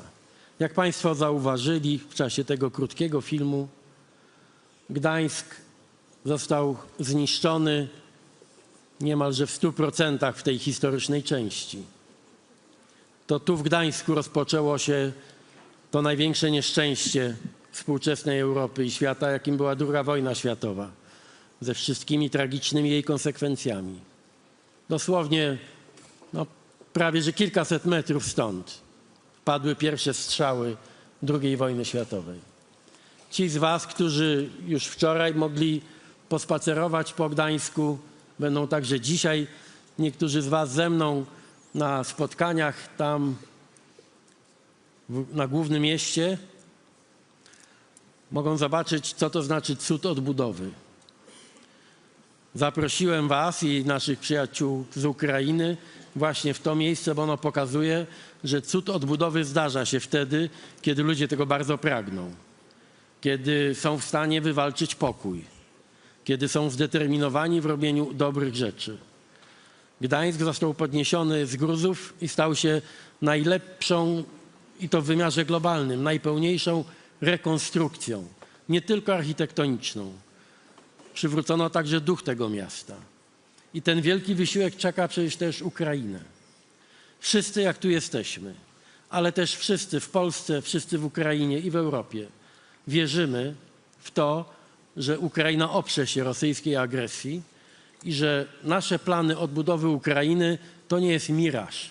Kiedy mówimy, tak, wspólnie odbudujemy zniszczone miasta ukraińskie po wojnie, to mówimy to dlatego, bo wierzymy, że to będzie po wojnie, że to po wojnie zdarzy się i niedługo i że jest możliwe dzięki naszej solidarności. Chcę bardzo mocno podkreślić, że odbudowa to nie tylko budynki, to nie tylko elektrownie, to nie tylko szkoły, nie tylko infrastruktura. Odbudowa to także to, co w nas. Ukraina i słusznie chce być częścią zjednoczonej Europy. Zawsze warunkiem zjednoczenia było, prawdziwego, pełnego zjednoczenia, było rozumienie własnej historii i autentyczna zdolność i gotowość do pojednania. W Gdańsku zaczęła się wojna, która skłóciła narody, wielkie narody Europy, wydawałoby się na zawsze. Kto mógł pomyśleć, że po II wojnie światowej Niemcy i Francuzi, Niemcy i Polacy, Anglicy i Niemcy, że wszyscy będziemy mogli ze sobą rozmawiać jak ludzie, budować wspólnie przyszłość, uczciwie i zgodnie z prawdą rozmawiać o naszej przeszłości, po to, aby przyszłość wyglądała zupełnie inaczej. Pamiętajcie o tym i mówię to tu szczególnie tak od serca, jak widzicie, odłożyłem przemówienie. Mam dzisiaj ten przywilej mówić, co naprawdę czuję i co naprawdę myślę. Pamiętajcie, wszyscy bez wyjątku, moi rodacy w Polsce, twoi, Julio, rodacy w Ukrainie i nasi przyjaciele w Europie, że przyszłość możemy zbudować tylko na prawdzie, na wzajemnym szacunku, na rozumieniu historii. Ta solidarność, która narodziła się w Gdańsku, może być naszą rzeczywistością, jeśli otworzymy swoje serca i umysły i na przeszłość, ale przede wszystkim na przyszłość. Głęboko w to wierzę.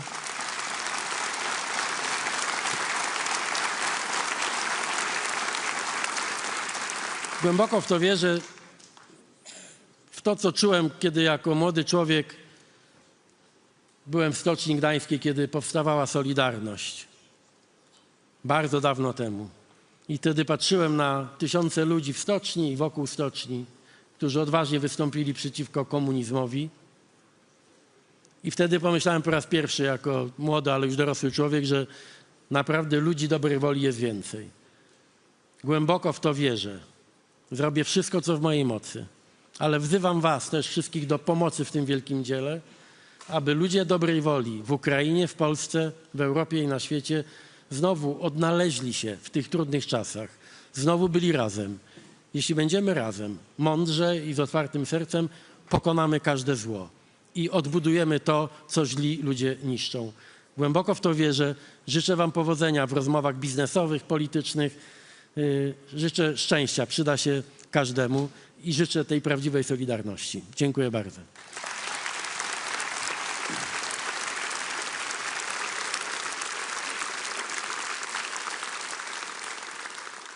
Dziękujemy.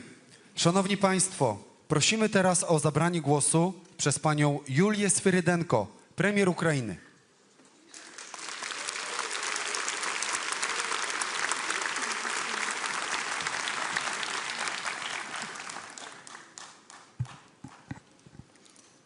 Panie premierze, drodzy Donaldzie, ladies and gentlemen, dear friends, partners, thank you for this meeting in Poland. The meeting in Gdansk, you're absolutely right, it's city of Solidarność, city of solidarity.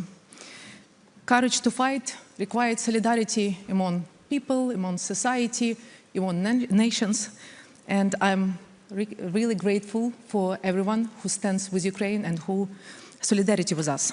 Thank you for your personal and practical support, for your visits to Kyiv, to Zaporizhzhia, to Odessa, to Dnipro, for being with us. You see with your eyes how we fight, you see how we suffer, and you see how resilient we are with your support. Thank you. And most of all, standing here, I want to say thank you to people of Poland. Dear Poles, thank you for your help when it was the most urgent time to support us. Thanks for helping us through this year. And thank you for your will to build a common future within the European Union. Prime Minister Tusk.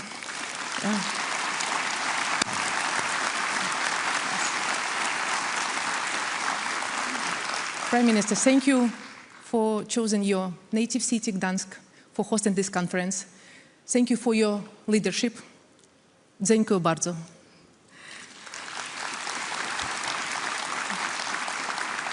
This is the 5th conference for reconstruction and recovery. Unfortunately, this is the 5th year of large-scale invasion, of war. This is the 5th year of our losses, but it's also 5th year of our strengths. Unfortunately, we still face an enormous price for freedom, for Europeans' freedom and values. Russia is weaker, but more aggressive against the whole Europe. In Ukraine, we have a national tradition, it's called Toloka, when people gather together and we start repairing home when it's damaged. So this is how we approach to reconstruction and to recovery. Altogether, we do millions of steps, we take in millions of actions, projects that help us to survive, to adopt, and to develop ourselves.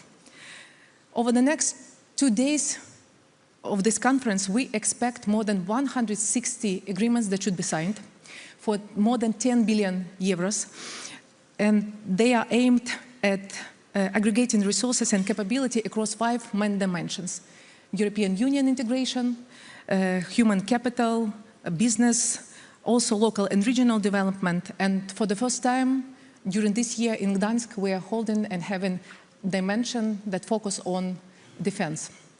Dear friends, the challenges facing our continent is existential.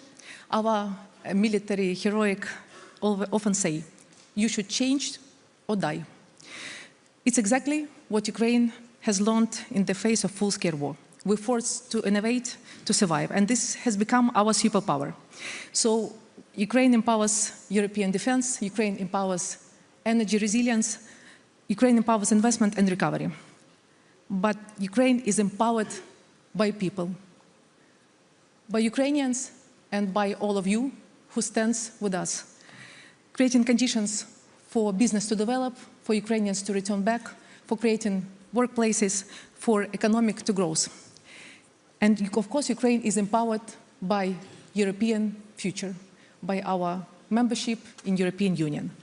Last week was marked with a historical milestone for us. The first negotiation cluster was opened, and I want to thank you to everyone in this room who personally contributed to make it happen. Thank you so much.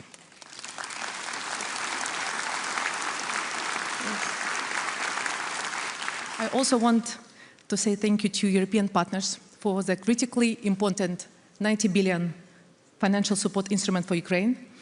And we have a great news. The first disbursement of 3.2 billion euro will be announced today. Applause. And this disbursement will help us to strengthen our defense, will help us to maintain the macroeconomic stability within the country and to build our energy system ahead the new heating season. We stand, we keep up, and we are here to share what we have learned in this fight to build a stronger and safer Europe together. Partner with Ukraine, shape the future.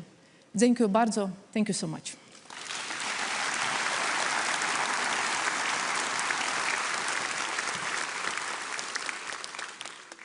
Dziękujemy. Szanowni Państwo, prosimy teraz o zabranie głosu przez przewodniczącą Komisji Europejskiej, panią Ursulę von der Leyen.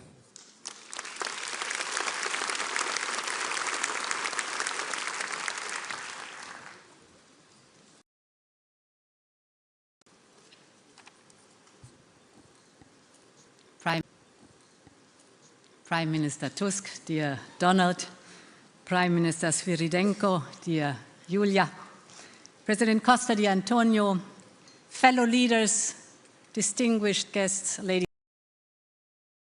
and gentlemen, thank you, dear Donald, for hosting us in this wonderful city of Gdansk, which is indeed your city, the city of freedom, and the very start of Russia's war of aggression. Gdansk has always lived up to its reputation. The entire city has mobilized in defense of freedom and in support for Ukraine. 5,000 families hosted Ukrainians in their homes. Schools started teaching in Ukrainian. And the local government has provided constant support to people on the front line. The people of Gdansk are showing that solidarity is not only part of your history, it is part of your character. So on behalf of Europe, to the people of Gdansk, I want to thank you from the bottom of my heart for your generosity.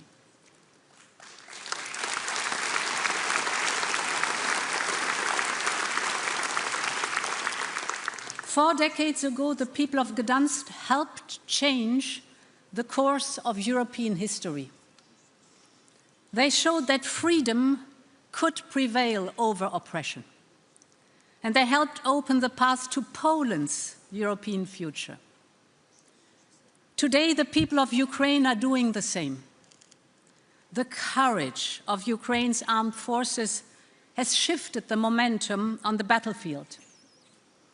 Ukraine's defense industry, with Europe's support, is showing that it can out-innovate Russia's. Ukraine now produces drones at a scale that matches and even exceeds Russian production capacity. And the determination of the Ukrainian people has shown to the world that their European choice cannot be broken.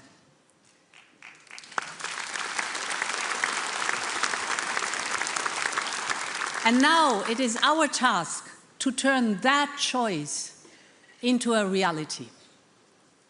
Earlier this month, indeed, we opened the first cluster of negotiations with Ukraine, and this was a historic moment. A recognition of the remarkable progress Ukraine has made already, and a strong signal that Ukraine's future belongs in our European family.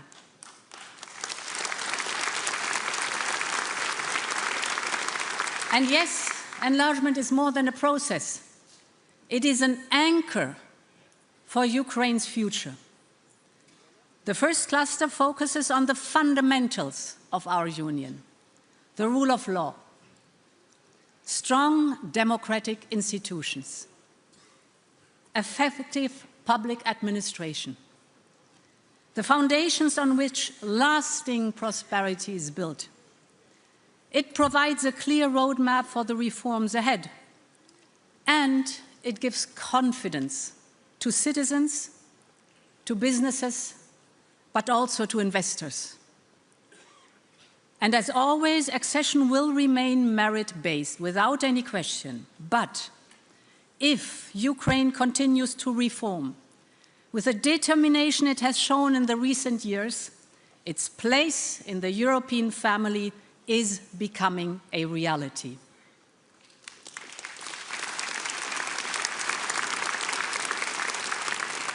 And Ukraine's European future is already taking shape today. Ukraine joined our Rome Like at Home scheme earlier this year.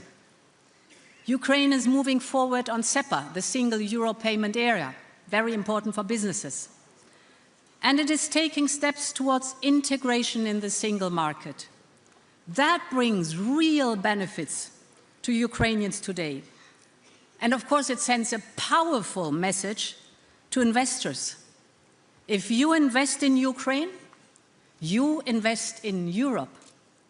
Not only in an economy of around 200 billion euro, but in a future member of a single market worth 20 trillion euros. A market 100 times larger, and a market built on the rule of law, legal certainty, and the protection of property rights.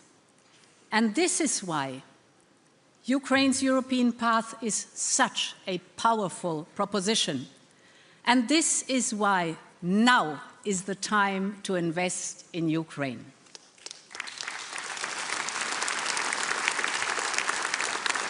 And that leads me to my next point. The prosperous Ukraine of tomorrow requires massive investments today. Since the beginning of Russia's full-scale invasion, the European Union and its member states have provided 200 billion euros in economic, financial, and military support. And with the Ukraine support loan, we will provide a further 90 billion euros over the next 2 years. And indeed, today we are transferring the first tranche under this loan, dear Julia, more than 3.2 billion euros in macro-financial assistance. So you're right, I'm happy and proud to announce this disbursement today.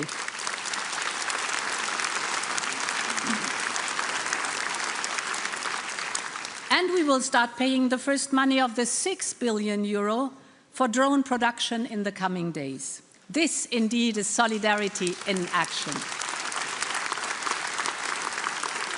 It shows Europe's support for Ukraine is here to stay.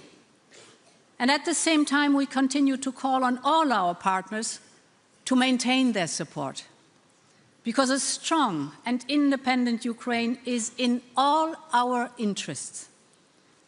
Our ambition is not only to help Ukraine endure, it is to help Ukraine grow and prosper as a free and European country. And that is why the European Union has become the largest provider of investment and risk-sharing support in Ukraine. We're helping cities and towns to rebuild. We're supporting the resilience of the energy sector. We are providing financing to businesses, including in the frontline regions. Now we are taking the next step. At last year's recovery conference in Rome, we announced the creation of a European flagship fund, the largest equity fund dedicated to the reconstruction of Ukraine. Today I can say that fund is ready to go. It will invest in some of the most strategic sectors of Ukraine's future, from clean energy to infrastructure to the high-growth companies that will drive Ukraine's economy in the decades ahead.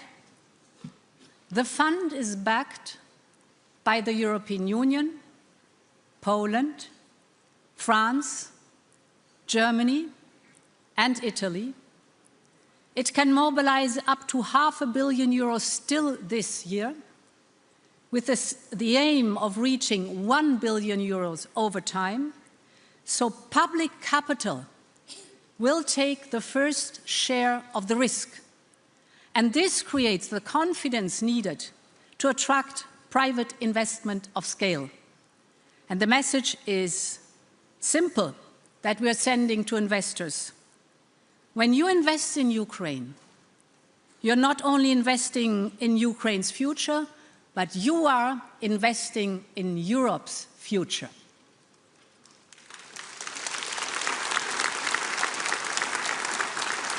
Ladies and gentlemen, Ukraine's recovery and growth are not only in Ukraine's interest, they are in Europe's interest too.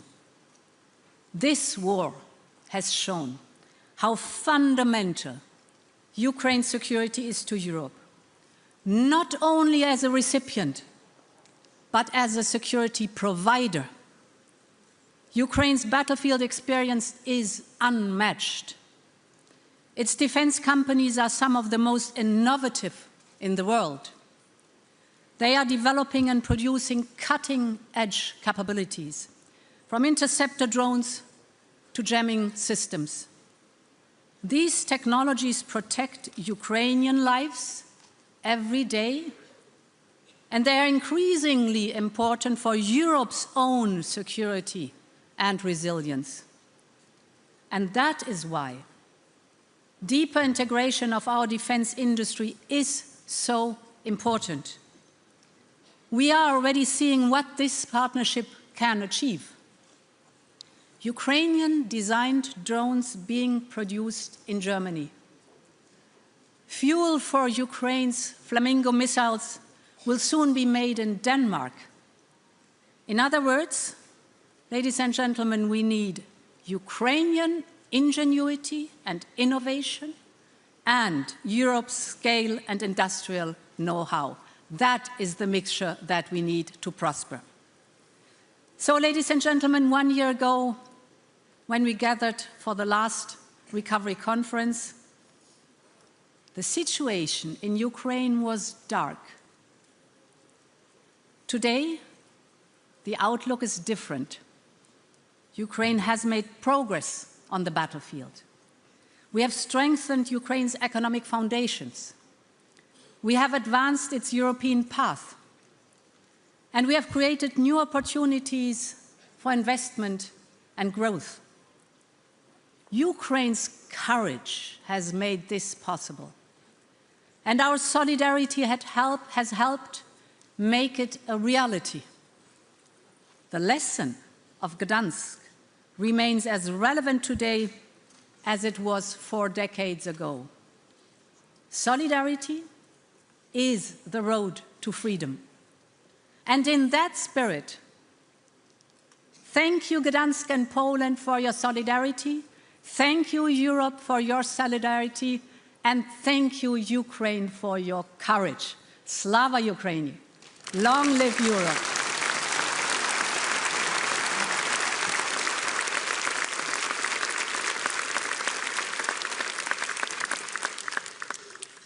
Dziękujemy.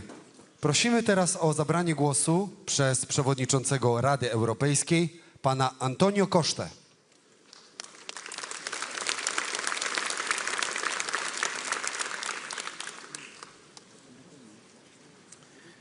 Dear Prime Minister Tusk, dear Prime Minister Svyridenko, dear Donald and Julia, dear Ursula, dear Head of State and Government, Excellencies, distinguished guests.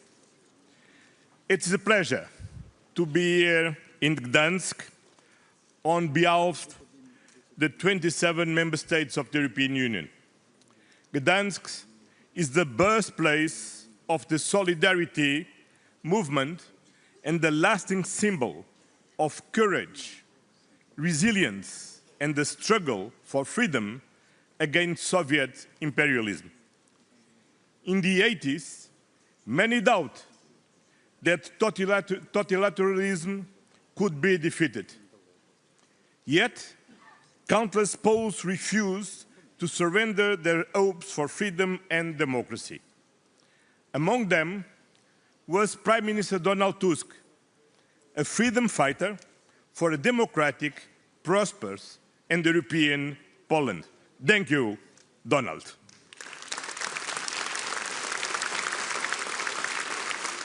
In 2022, many people also doubted that Ukraine, its resilience, its courage, and its unity. 4 years later, Ukraine continues to resist and fight for a sovereign, democratic, free, and European future. Despite the brutality of Russia's ongoing attacks on critical and civilian infrastructures, it has failed to achieve its objectives in Ukraine, nor has it succeeded in dividing the European Union or preventing us from supporting Ukraine.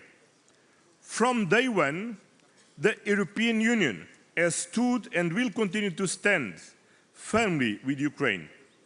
The European Union is its largest donor, providing over 200 billion in support since 2022.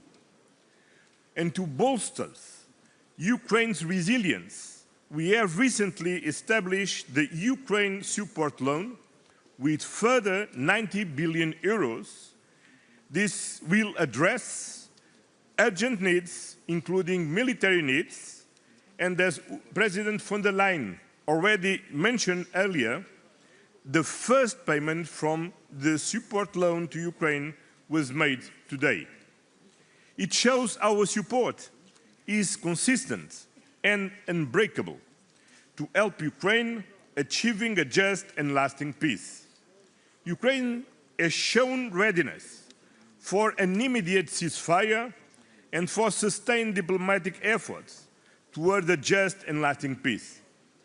The European Union supports all initiatives that contribute to peace while increasing pressure on Russia through sanctions.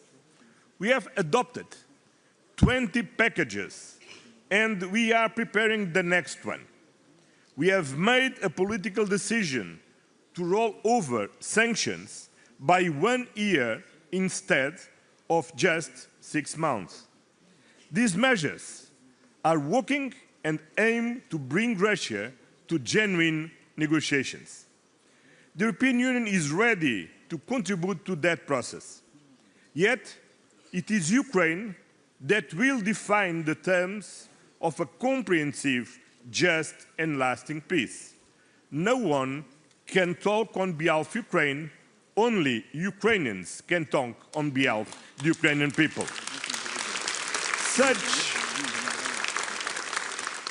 Such peace must respect international law and the United Nations Charter. It must affirm Ukraine's independence, sovereignty, and territorial integrity. It must guarantee Ukraine's long-term security and self-defense. But our vision goes beyond the war. We are already preparing Ukraine's future. Reconstruction is not only about repairing destruction. It is about building back a better Ukraine. We are laying the foundations for a modern, green and digital economy that will strengthen the entire European continent. Hand with its path to the European Union accession. For millions of Ukrainians, the future is defined by our shared destiny. This means aligning legal, economic and institutional frameworks with European standards. I reaffirm the commitment made by European Union leaders 4.5 years ago. Ukraine's future is in the European Union. As a first important step, accession negotiations opened formally last week, and we aim to open all remaining clusters as soon as possible. The process remains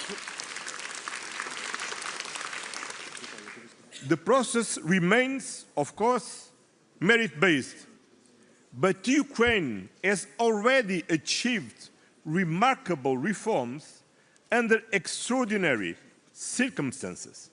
We will continue working together to sustain this progress. We know that is at stake and what this means to the Ukrainian people. Ladies and gentlemen, true reconstruction is about people. It means creating quality jobs, restoring high-quality education, and ensuring the vulnerable groups, veterans, and trauma survivors are fully included in society. Guided by human rights, no community should be left behind. Ukraine's reconstruction is a major contribution to lasting peace in Europe. It shows that freedom and democracy can prevail over autocracy. Let us remain united in this effort. Together, we can help Ukraine rise stronger, freer within the European Union and more prosperous than ever. And help Ukraine, that means that Ukraine will help Europe to be better and stronger. Thank you very much.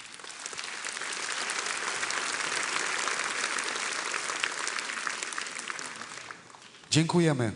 Prosimy teraz o zabranie głosu przez pana Friedricha Merza, kanclerza Federalnej Republiki Niemiec.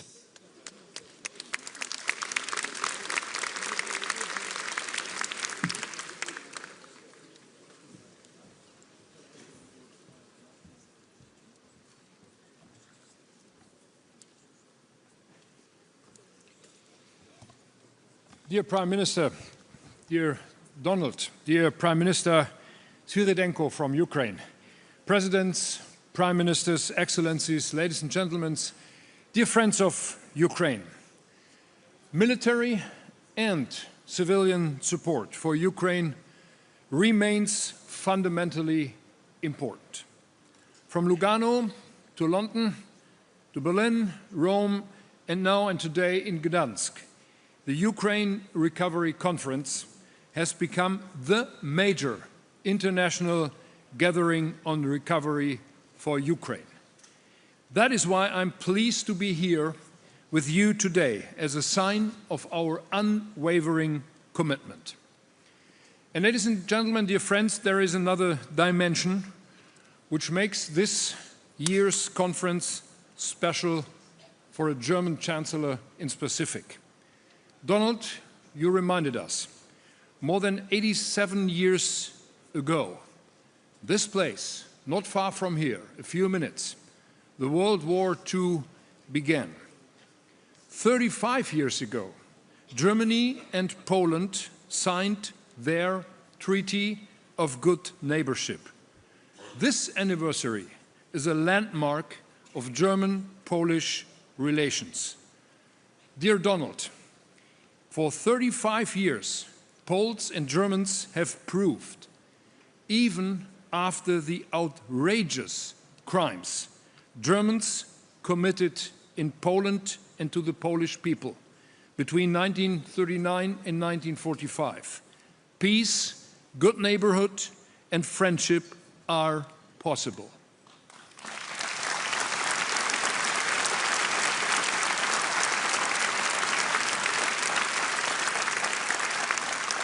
I'm deeply grateful to the Polish people for this.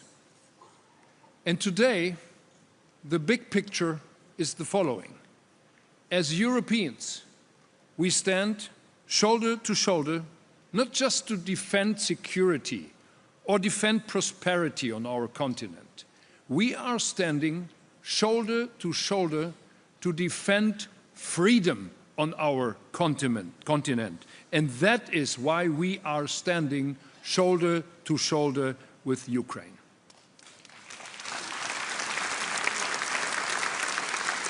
And dear friends and colleagues, in these days we are seeing a new dynamic.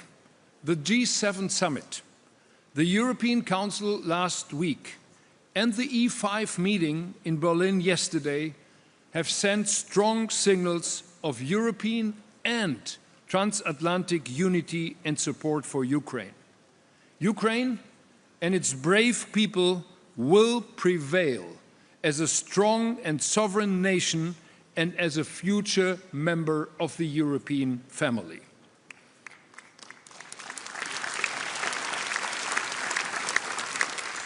But at the beginning of this year, during one of the coldest winters in a long time, the Ukrainian energy sector faced particular pressure as Russia relentlessly attacked heating and power plants.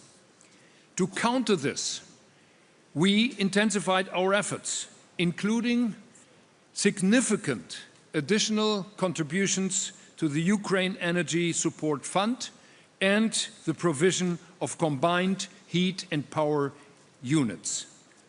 I'm saying this because we must now prepare Ukraine for next winter. Ladies and gentlemen, dear friends and colleagues, allow me to highlight 4 areas where we are making tangible progress together and where Europe is delivering for Ukraine. First, security. Security is the foundation of everything. Reconstruction, investment, and sustainable development are only possible in the long term with security. I would like to commend Poland for giving security and defense a prominent place at this year's conference here in Gdansk. And that is why our military support to Ukraine remains strong. We are constantly delivering, for example, modern air defense systems which help to protect Ukraine's cities and infrastructure from Russian attacks. We are seeing new German-Ukrainian joint ventures appear which play a key role in remarkable and impressive innovative technologies and enhancing our common European security. To strengthen Ukraine's security is so to strengthen Europe's security, my dear friends. Second, investment. In Rome and Ursula mentioned that, we announced the idea of a European flagship fund for the reconstruction of Ukraine. Today, here in Gdansk, we are delivering on what we promised. The fund brings together Germany, Poland, Italy, and France. We want to mobilize substantial private investment in strategic sectors of Ukraine's economy: infrastructure, energy, industry, logistics. The reason behind that is quite simple. Public funding alone will never be enough to rebuild a country that has suffered such massive destruction. With an initial public package of up to 220 million euros, we are creating the confidence and the risk-sharing mechanism that private investors need to engage now. By investing now and committing long-term capital, Europe is sending a clear message. We believe in Ukraine's future within the European family. Third, reforms. Investments are crucial for recovery and they require confidence. And confidence depends on strong institutions. That is why the reforms undertaken in the context of Ukraine's EU accession process are so important. Continued progress in the fight against corruption and in strengthening the rule of law is essential for maintaining the trust of citizens, international partners and investors alike. The strong German business presence at the URC 2026 here shows that Germany and its private sector are ready to contribute to recovery and prosperity. Fourth and last, people. 2 years ago, the conference in Berlin, we created the Skills Alliance for Ukraine, a unique multi-stakeholder platform dedicated to training Ukrainians.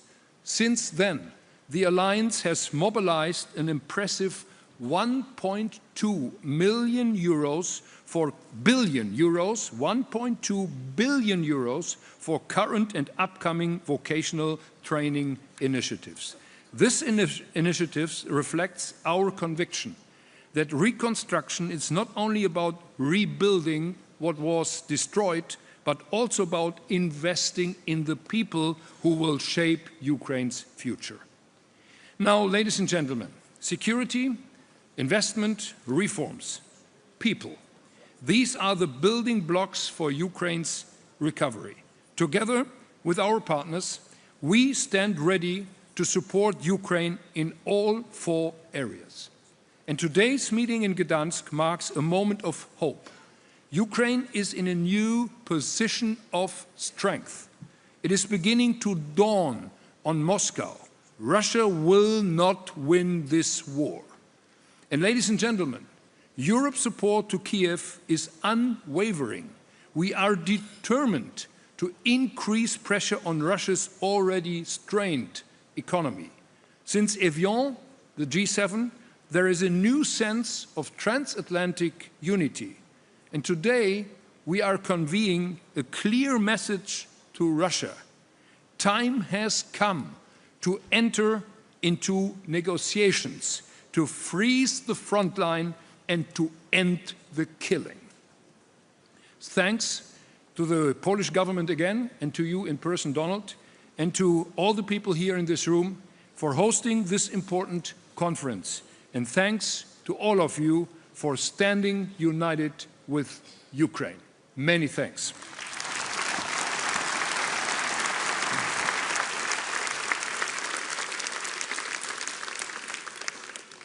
Dziękujemy. Prosimy o zabranie głosu przez pana Gitanasa Nausiedę, prezydenta Republiki Litewskiej.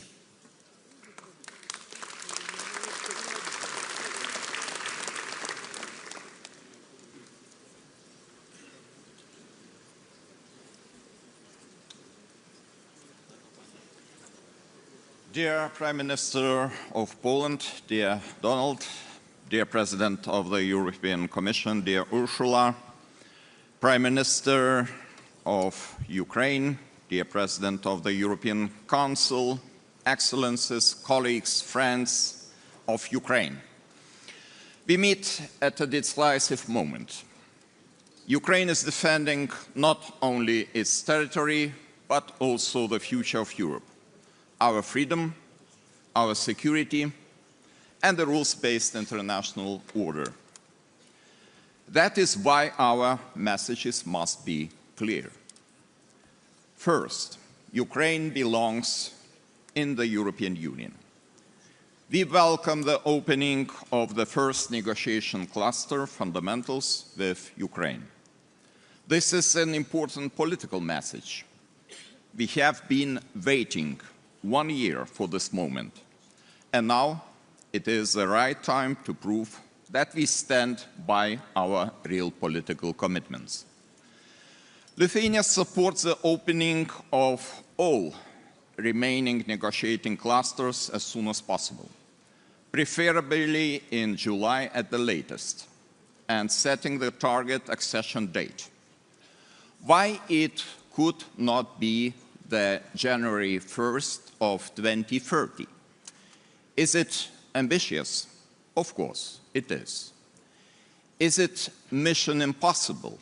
No, it is mission possible.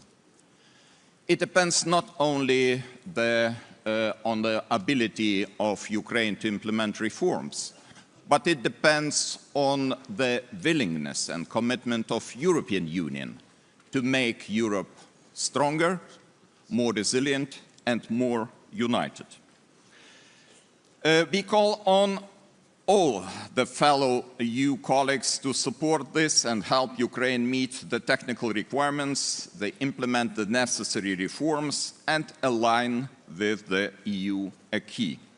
The Ukraine to European Union program implemented in the Team Europe spirit is the most efficient way to support Ukraine in this process. Second, on security. Lithuania has committed to allocating at least 0.25% of its GDP to military and security assistance for Ukraine over the 10-year period. We are not only meeting this commitment, but also consistently exceeding it by providing even greater financial support than initially pledged. We invite all partners to join this benchmark. Ukraine needs predictability, scale, and speed. The cost of hesitation is far higher than the cost of support. Third, on reconstruction. It cannot wait for the war to end. Recovery is already underway. Schools are reopening after reconstruction with shelters installed. Energy systems are being repaired. Municipalities are carrying out the projects and businesses are adapting and investing. Our task is to help Ukraine to do more, faster, and at scale. Lithuania is already delivering. We are building and rebuilding schools and civil protection shelters, installing solar power plants, supporting rehabilitation and demining, and strengthening institutions at both national and local levels. Ladies and gentlemen, today Lithuania is bringing a new commitment, almost 10 million euros of additional support on top of our previous support we delivered. We are launching a business partnership program to connect Lithuanian and Ukrainian companies, support investment, innovation, and practical reconstruction solutions in Ukraine. We are launching a municipal partnerships program to strengthen cooperation between Lithuanian and Ukrainian municipalities. The program will support practical peer learning and help build the capacity of Ukrainian municipalities in EU funding and project management. We continue to project of solar power plants with storage for Ukrainian schools and hospitals, because energy resilience means keeping essential services running.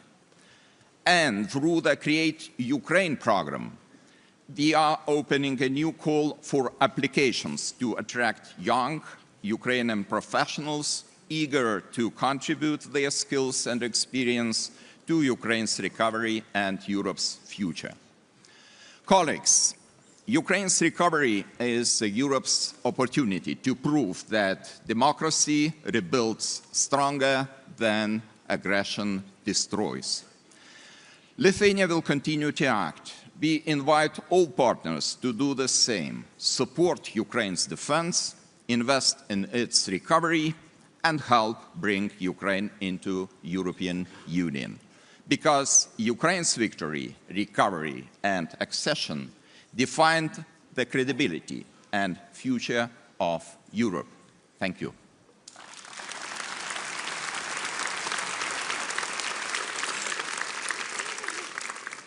Dziękujemy. Prosimy o zabranie głosu przez pana Denisa Becirowicza, przewodniczącego Prezydium Federacji Bośni i Hercegowiny.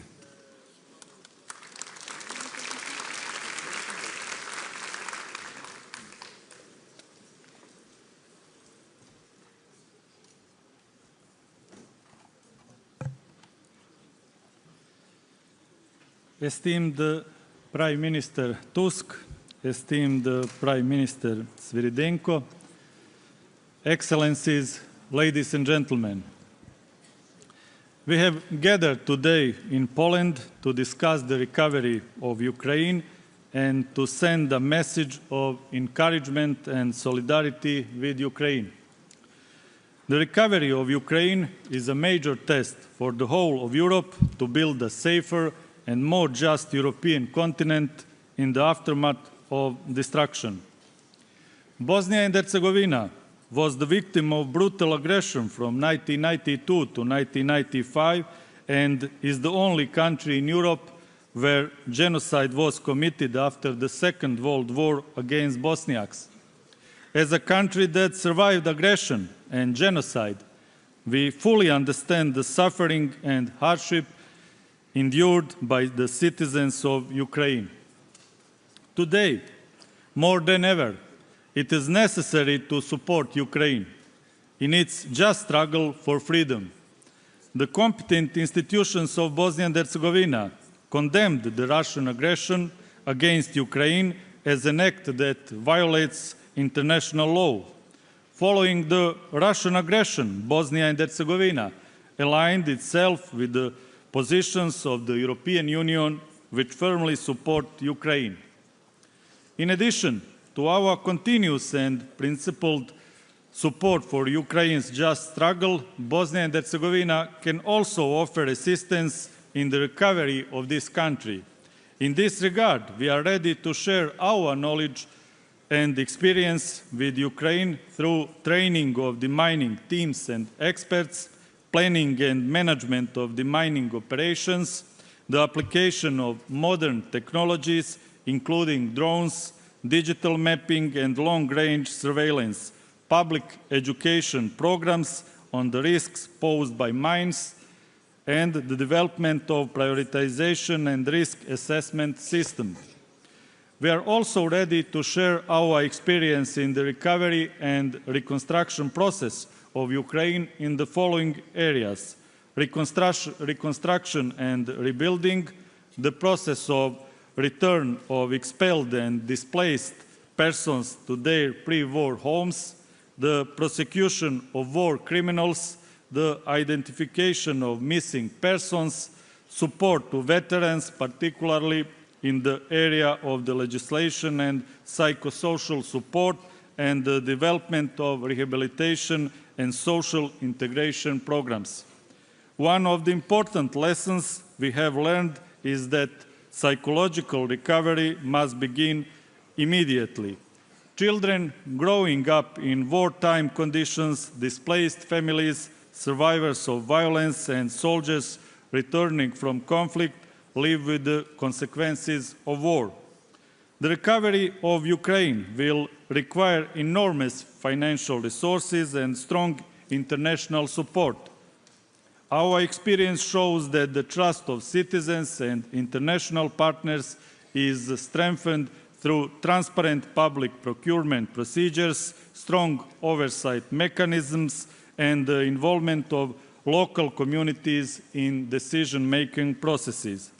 Ladies and gentlemen, We can also help Ukraine, but not allowing new crises and new fronts to be opened in Europe.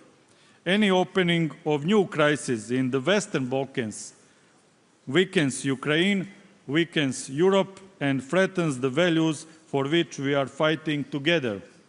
We must not underestimate Russia's ability to destabilize the Western Balkans through its proxies. Therefore, I call upon the free world to provide even stronger support to Ukraine, while at the same time preventing the destabilization of the Western Balkans. Bosnia and Herzegovina will always stand with those who fight for justice, peace, and human dignity. The recovery of Ukraine is not merely the reconstruction of infrastructure and the economy. It is the restoration of the trust in the international order and in the values of democracy. Thank you for your attention.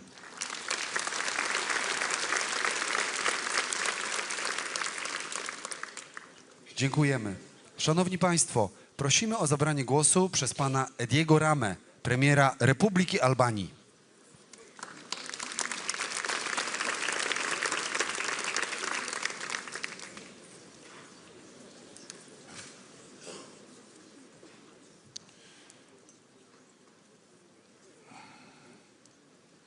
I'm sure that the best contribution you are expecting from me is a short speech, and I will deliver.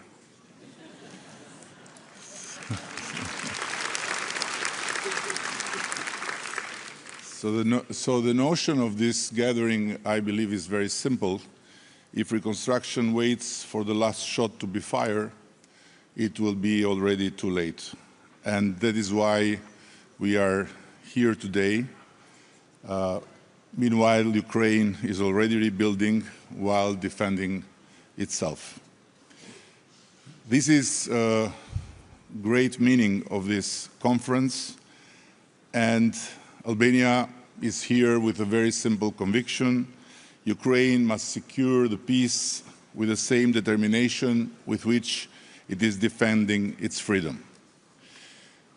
On the other hand, we also see Ukraine, reconstruction, and the Western Balkans European integration as mutually reinforcing.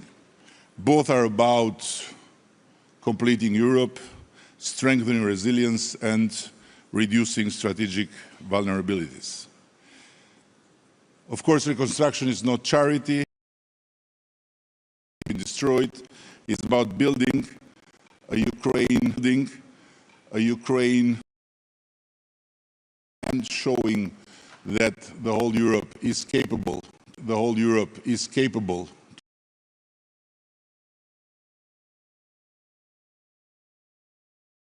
I'm sure you appreciate. Ukraine is rebuilding Europe's courage. Ukraine is rebuilding Europe's courage.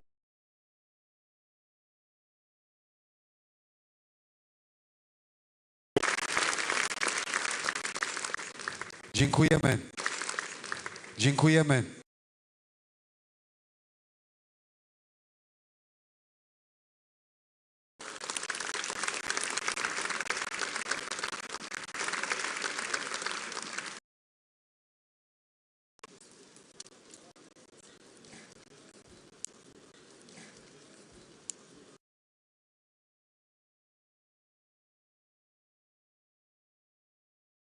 June, the war in Ukraine, first truly global conflict, World War I.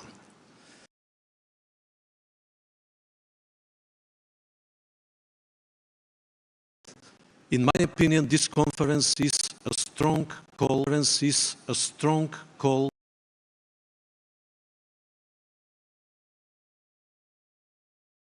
process. And I believe that we need to unite sustainable peace according to international law and UN Charter.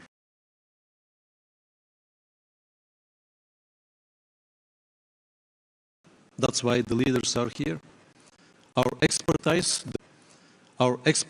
the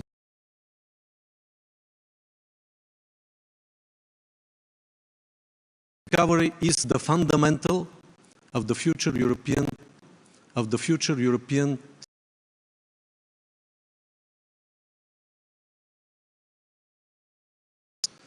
It is very simple. Our contributions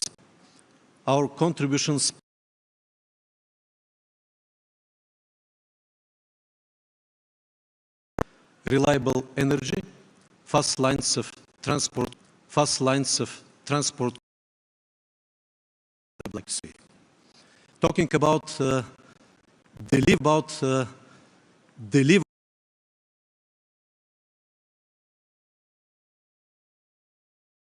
in this game playing a pivotal role based on our on expanding the vertical gas corridor from south to north,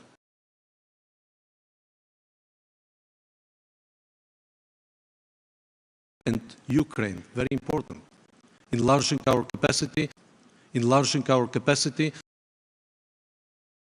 Turkish LNG terminals with the total capacity of 30 BCM,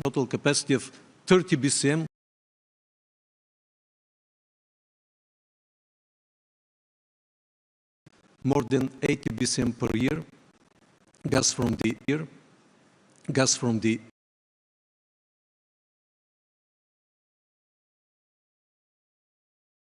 We have been working intensively on corridor number 8, C2C, multimodal transport,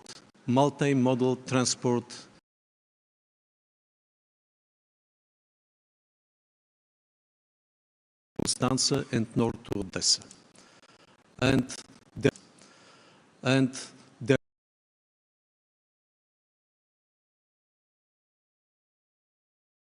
Based on the risk in Hormuz Strait, through Syria,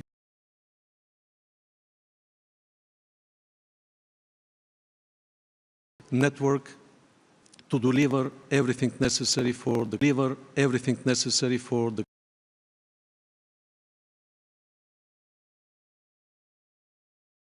We need secure maritime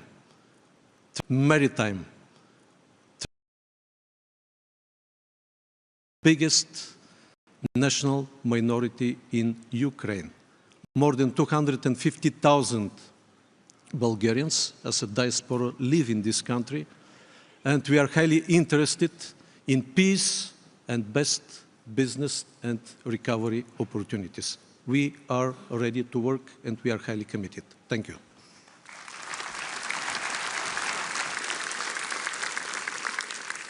Dziękujemy.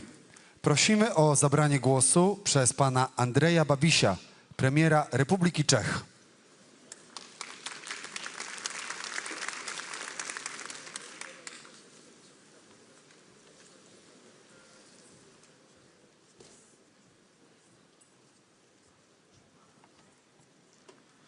Good morning, ladies and gentlemen. Today, 26 June 2026, marks 1,583 days since Russia launched its invasion of Ukraine. 1,583 days of killing, 1,583 days of destruction, 1,583 days of fear, loss, and uncertainty. More than 4 terrible years during which parents have feared for their children, wives for their husbands, and children for their parents. And yet, despite all this suffering, the end still seems distant. There seems to be no will, no real effort to stop the killing, the destruction, the misery. It seems to me that after 4 years, many people across Europe appear to have become accustomed to this war. For millions watching a fair war was become something almost virtual. It appears on television screens, in social media feeds, in daily headlines and political debates. It is discussed through statistics, maps, military analysis, and online comments. Many of today's political leaders know war only through history books, documentaries, and strategic studies. When war becomes an abstraction, it becomes easier to talk about. It becomes easier to discuss military scenarios than human suffering, easier to debate weapons systems than broken families, and easier to speak about the victory than about the thousands of funerals taking place every month. But the war is not virtual. War is terrifyingly real, and it is taking place even when we speak.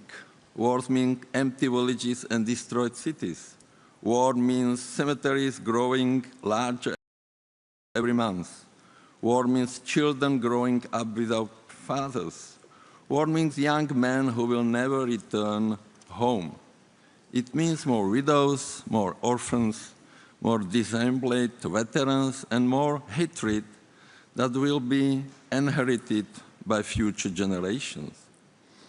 Ukraine has already paid a terrible price. Entire communities have been displaced. Millions have fled their homes. Birth rates have collapsed. Families have been separated across borders. We are witnessing not only the destruction of infrastructure, but also the weakening of very human foundations upon which every nation depends. Yet too often, the public debate in Europe remains dominated by the single message: more weapons, more escalation, more confrontation, more war. Ladies and gentlemen, I sometimes wonder whether Europe is beginning to forget the lesson that we shaped it. The greatest achievement of the post-war Europe was not military power. It was the transformation of the continent, scarred by centuries of conflict, into the most successful peace project in modern history. Europe was built on the simple but profound idea that cooperation is stronger than confrontation, that dialogue is more productive than hatred, and thus lasting prosperity is possible without lasting peace.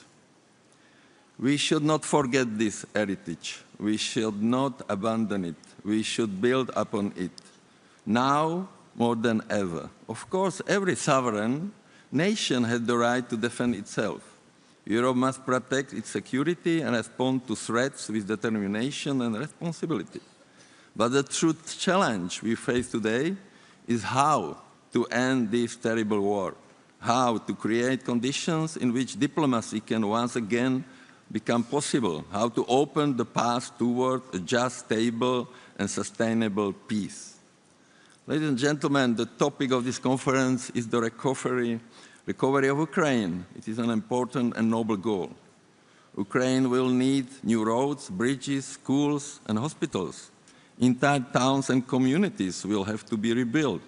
Homes will need to be restored, businesses revived, and public services strengthened. This effort will require enormous resources, determination, and international cooperation. However, before we speak about reconstruction, we must speak about the essential precondition for reconstruction. Before we discuss investment, development plans, and recovery funds, we must ask ourselves a simple question: how can a country truly recover while war continues? The reality is that recovery cannot begin with concrete, steel, or financial packages. No bridge can be rebuilt while missiles and drones continue to fall. No investor will commit for the long term while uncertainty and violence persist. No family can fully rebuild its life while living in fear for the safety of its children. Reconstruction is not only about the repairing buildings, it is about restoring normal life, confidence, and hope. It is about giving people a reason to return home, to raise families, to start businesses, and to believe in the future again. And that can only happen when peace returns. Peace is not passivity. Peace is not resignation. Peace is not the abandonment of principles of justice. Peace is the determination to stop the killing, reduce human suffering, and create the conditions for a stable future. Europe once found the wisdom and courage to emerge from the ashes of war and build a continent founded on cooperation and reconciliation. The same wisdom we need it today, because only peace can secure Ukraine's future. Thank you.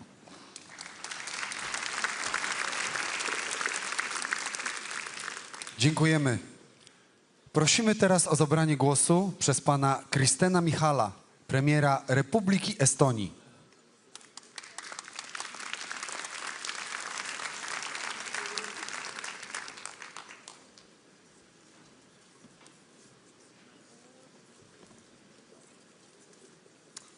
Ladies and gentlemen, allow me to begin with a quote. We are here, we are in Kiev.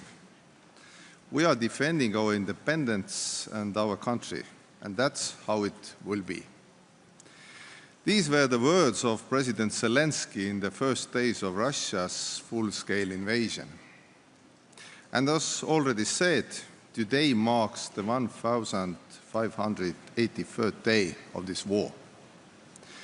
Russia wanted Ukraine to collapse within 3 days. Ukraine did not collapse. Russia wanted Europe to be divided, and Europe is more united than before. Russia wanted to decide Ukraine's future, and Ukraine decides its own future. That is why our work today matters. Security and reconstruction are not separate issues. They are part of the same strategy. Our first task is clear. Ukraine must have everything it needs to defend itself. President Zelensky has repeatedly shown readiness for peace. The problem is Moscow. And just and lasting peace requires two things: more support for Ukraine and more pressure on Russia. And when peace comes, Ukraine must have credible security guarantees, the ones that make future aggression impossible.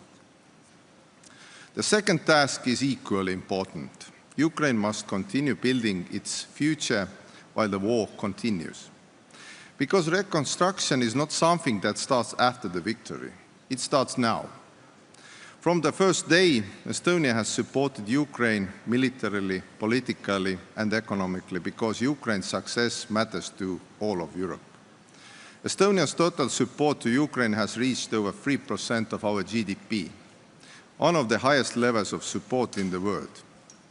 This is a deliberate choice, and we remain committed to it.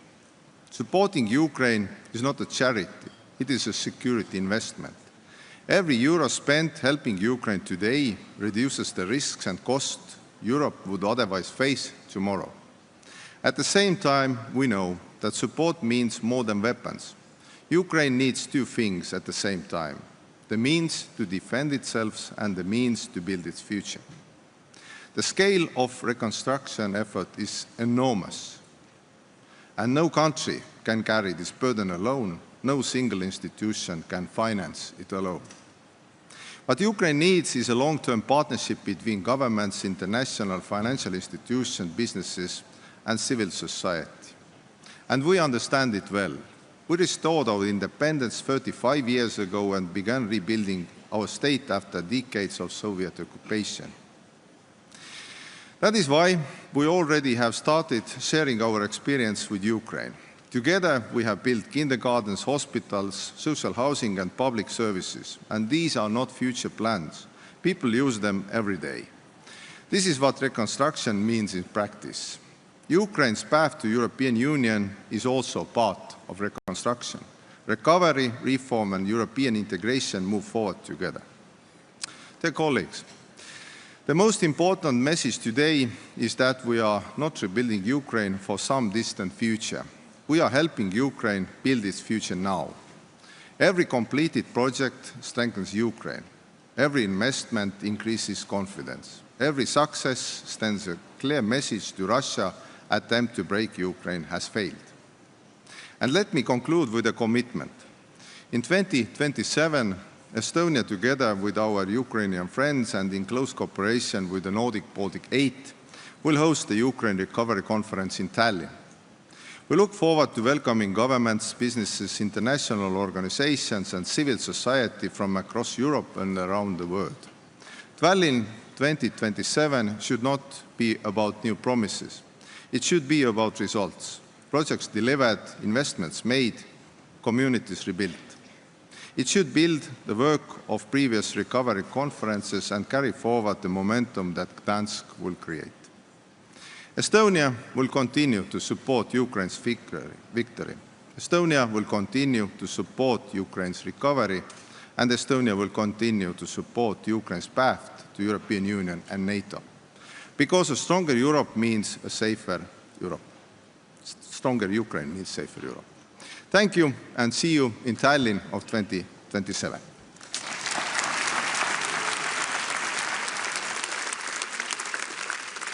Dziękujemy. Prosimy teraz o zabranie głosu przez pana Petteri Orpo, premiera Republiki Finlandii.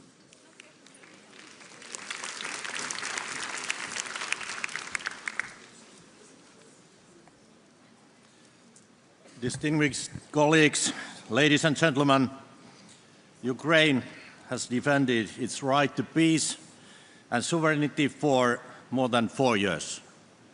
And I thank Poland and Ukraine for hosting this important conference. Today's conference shows the strong commitment of all partners to Ukraine. Our support must continue for the long term, economically, militarily and politically. Finland's support remains unwavering. Over the past winter, we have responded to urgent humanitarian needs caused by Russia's attacks on civilian infrastructure, and we are already looking ahead to next winter. Our development cooperation, ongoing since 2014, enables chances for a better future in Ukraine's key sectors. Ukraine has become, by far, Finland's most significant partner in development cooperation. Our defense support also remains strong. We have delivered 33 material assistance packages to Ukraine. And today, I'm proud to announce that my government has decided to contribute an additional 40 million euros to Pearl initiative.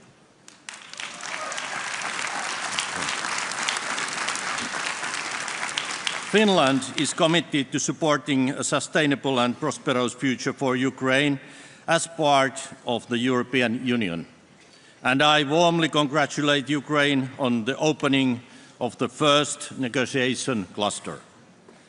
Finland is also committed to strengthening the resilience of Ukrainian society.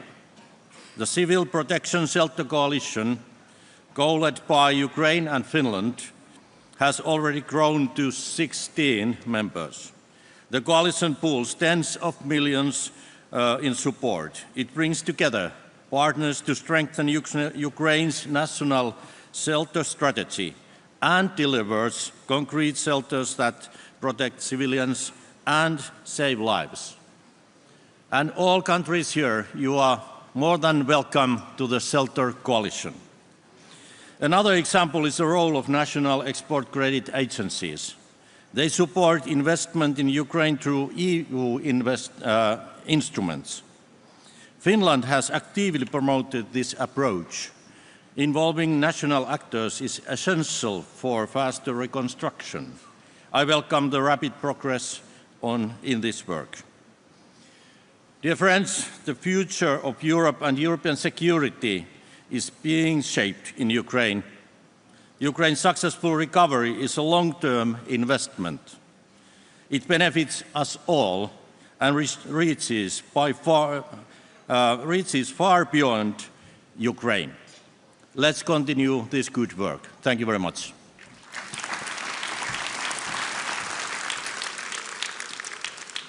Dziękujemy.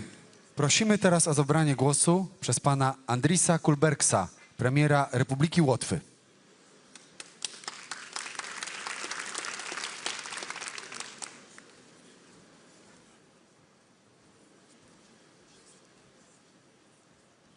Whoa, this podium is too small. We need to change the standards. Same as we need to change the standards in defense.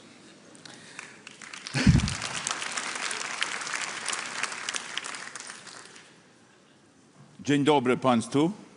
And dear Prime Minister Tusk and dear Prime Minister Yulia Sviridenko, and dear leaders, friends of Ukraine, as well as excellencies and ladies and gentlemen. This is, as mentioned, day 1583. But that's not how Ukraine looks at it. It's Ukraine's 4,482nd day. That's already 12 years of ongoing war activity and Russia aggression towards Ukraine. And dear Donald and Polish friends, thank you for hosting the 5th Ukraine Recovery Conference. We usually are healthy rivals as countries.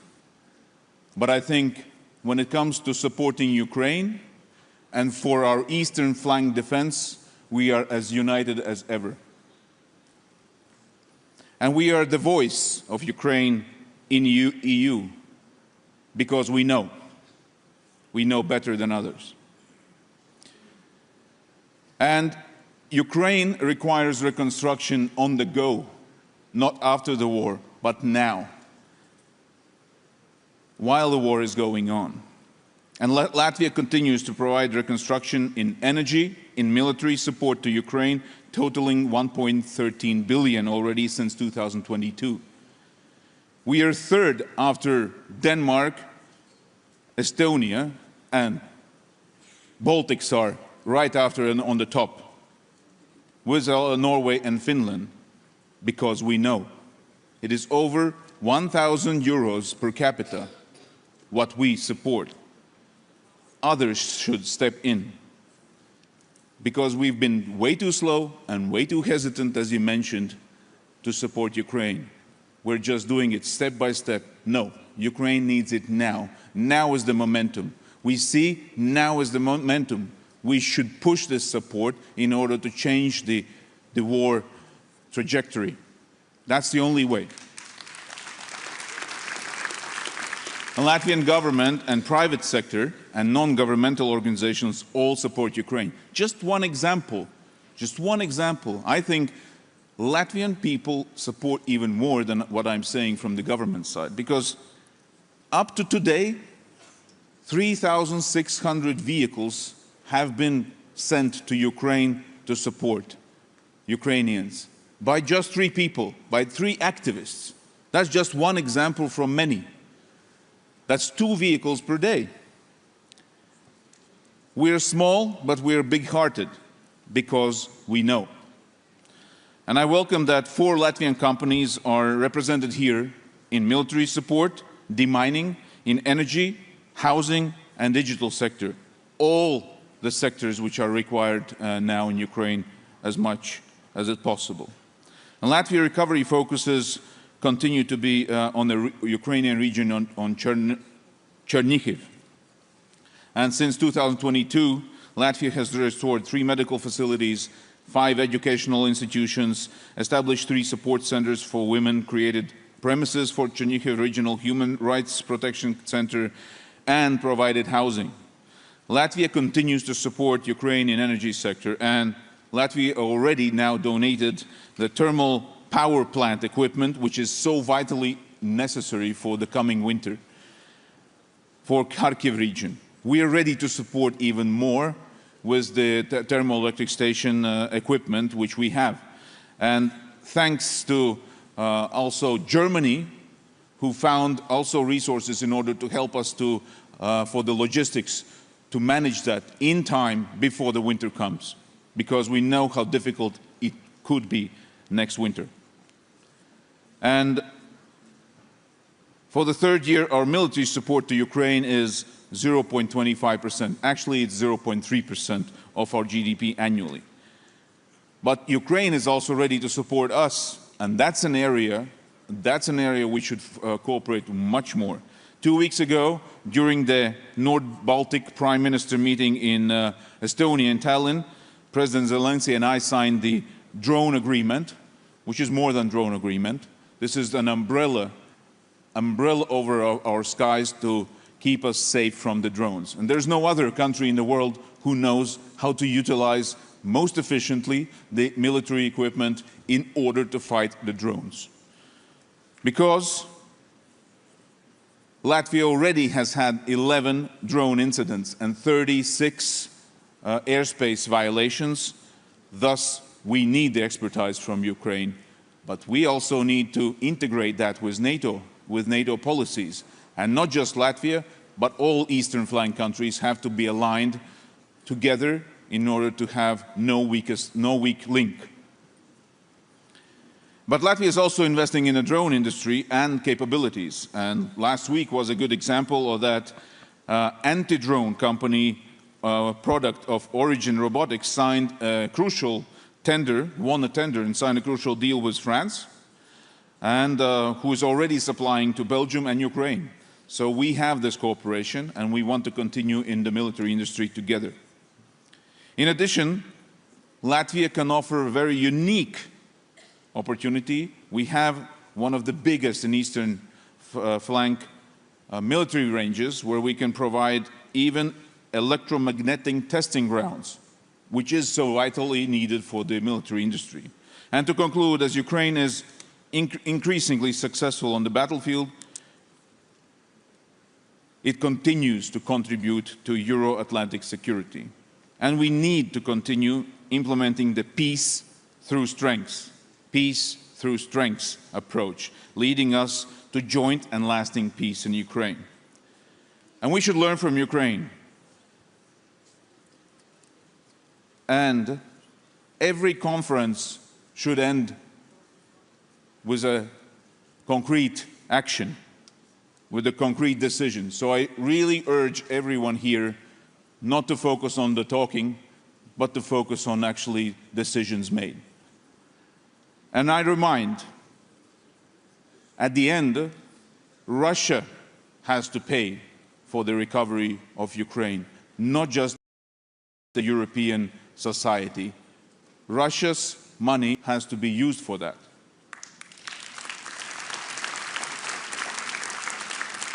And let's not forget, only strong economy means strong defense. So the economic ties are vitally important. Dziękuję bardzo.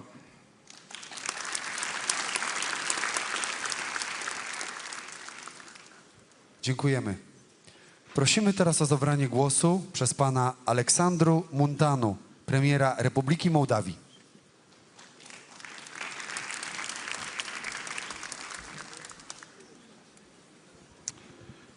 I agree with Andres, we need the biggest thing here. Шановні друзі, dear Donald, dear Yulia, thank you for organizing this conference today.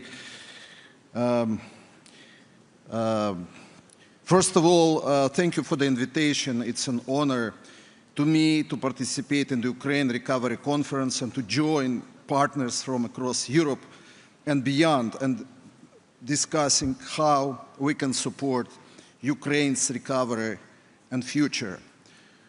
As many historical parallels have been drawn today, let me remind you another historical event which happened exactly 63 years ago when John Fitzgerald Kennedy, in divided then Berlin, famously stated, "Ich bin ein Berliner."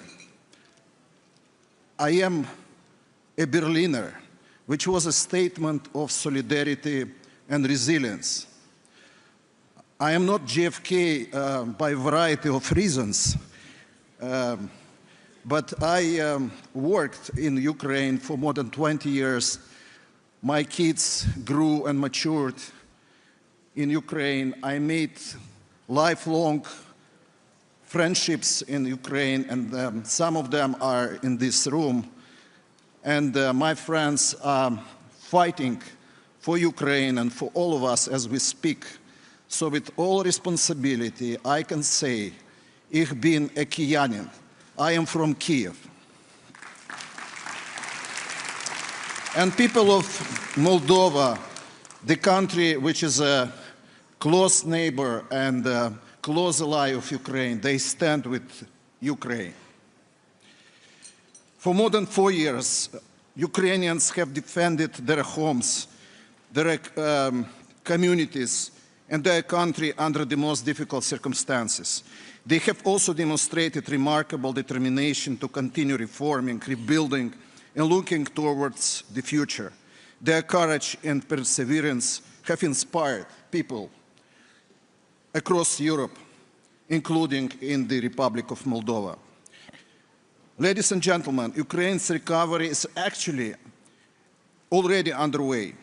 Even as Ukrainians continue to defend their country, communities are rebuilding schools, hospitals, energy infrastructure, and businesses.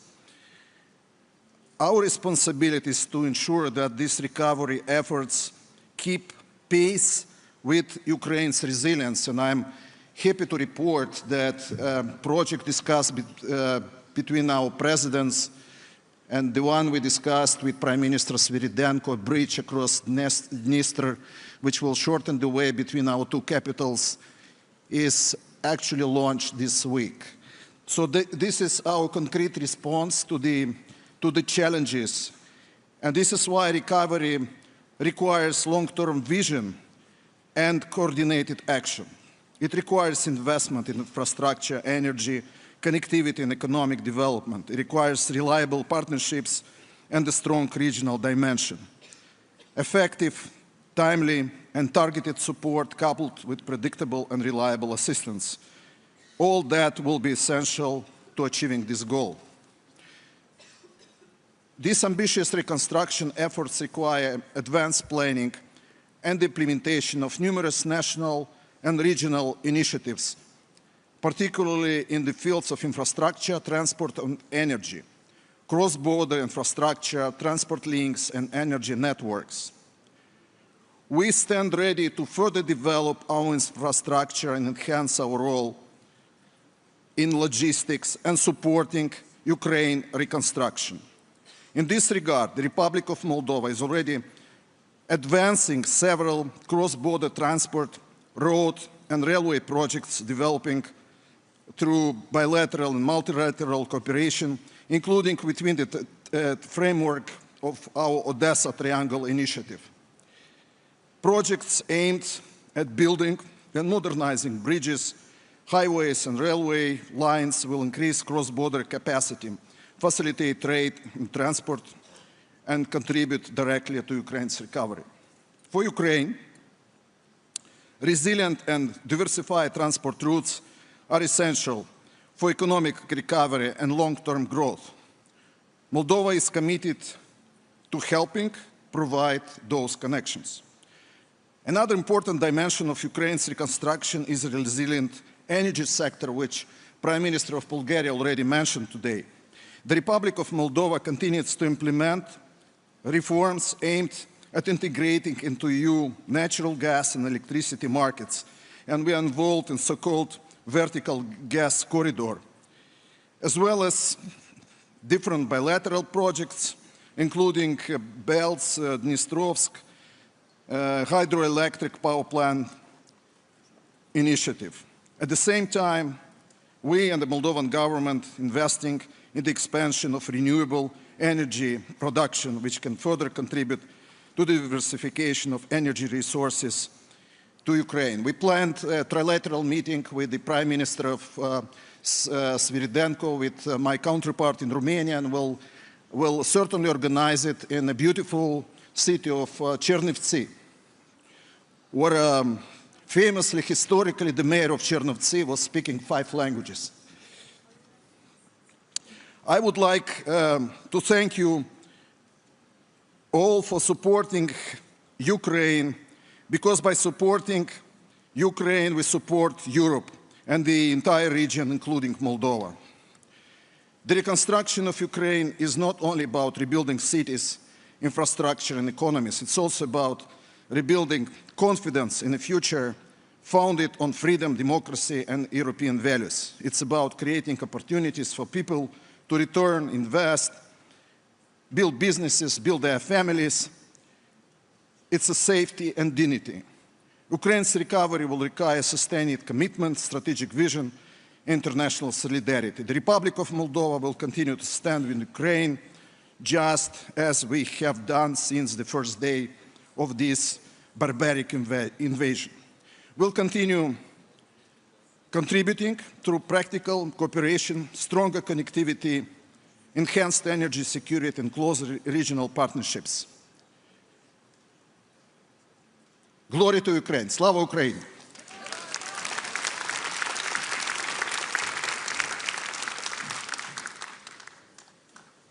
Dziękujemy. Prosimy teraz o zabranie głosu przez pana Roberta Fico, premiera Republiki Słowacji.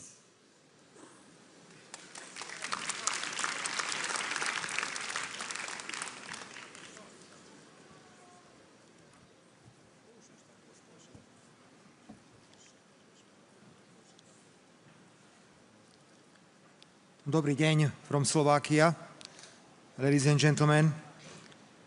It's a privilege to address this conference at a time when Europe faces the greatest challenges to its security, stability, and prosperity since the Second World War.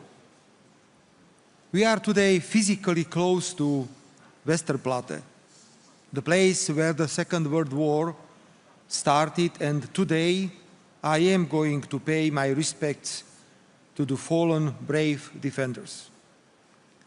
The war in Ukraine continues for almost 1,600 days now, causing immense human suffering and devastation. Its consequences felt far beyond Ukraine's borders. For us in Slovakia, there is no better alternative to the full respect for the international law based on the key UN Charter provisions. Slovak government, ladies and gentlemen, calls always for more diplomacy. Judging by the latest discussions of the European leaders, more and more EU member states see its merits. I believe that the EU should support peace initiatives. This destructive war does not have a military solution and can be stopped only at the negotiating table.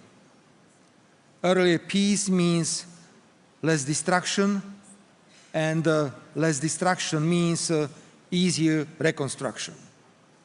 Without stopping the war, restoring sovereignty, democracy, and building a new prosperous and European Ukraine will not be fully possible. Also, Ukraine's reforms based on EU integration process will be more difficult, and millions of Ukrainian citizens will not return to their homes but will instead focus on building new futures elsewhere. Ladies and gentlemen, the greatest asset of Ukraine are its people. They will be the foundation of the country's recovery. Creating conditions for people to return, rebuild their communities, and see a future in Ukraine must therefore be one of the central priorities of the reconstruction process. Of course, it requires a connection. We must continue investing in transport links, border infrastructure, energy interconnections, and logistic corridors that will bring Ukraine closer to us. And Slovakia is already a very active player in this field, ready to do more as a gateway to Ukraine. At the same time, recovery must be rooted in people and places. Cities, regions, and municipalities are where recovery becomes a reality. This is why Slovakia supports practical regional cooperation, We want to develop the Carpathian Initiative as a trilateral platform of Slovakia, Ukraine, and Poland. Slovakia has provided development and humanitarian assistance worth more than 35 million euros, including almost 9 million euros in material humanitarian aid, from medical supplies and equipment to generators, energy infrastructure components, and other essential support. This assistance also includes protection for over 150,000 people fleeing the war in Ukraine.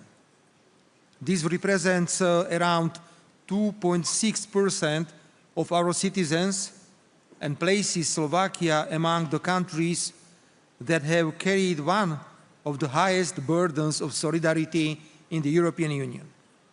Ladies and gentlemen, in the near future, our countries prepare to hold the 4th joint session of the Slovak and the Ukrainian governments. This is a unique mechanism of bilateral cooperation in our region that we highly value. It is based on practical results, open communication, and the belief that partnership and dialogue are often the most effective paths to achieving sustainable outcomes. Energy security is one of the best examples of what practical cooperation can achieve.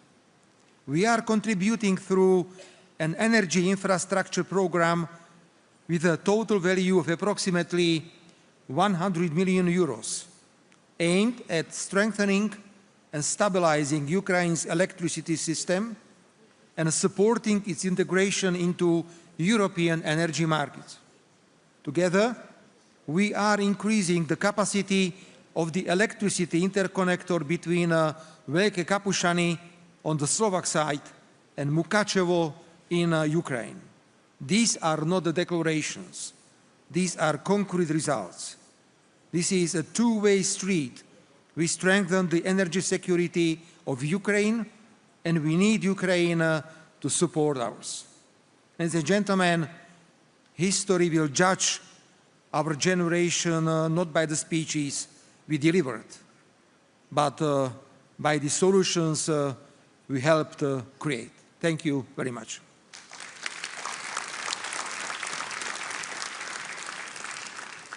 Dziękujemy. Prosimy teraz o zabranie głosu przez pana Ajapala Singh Banga, prezesa Banku Światowego.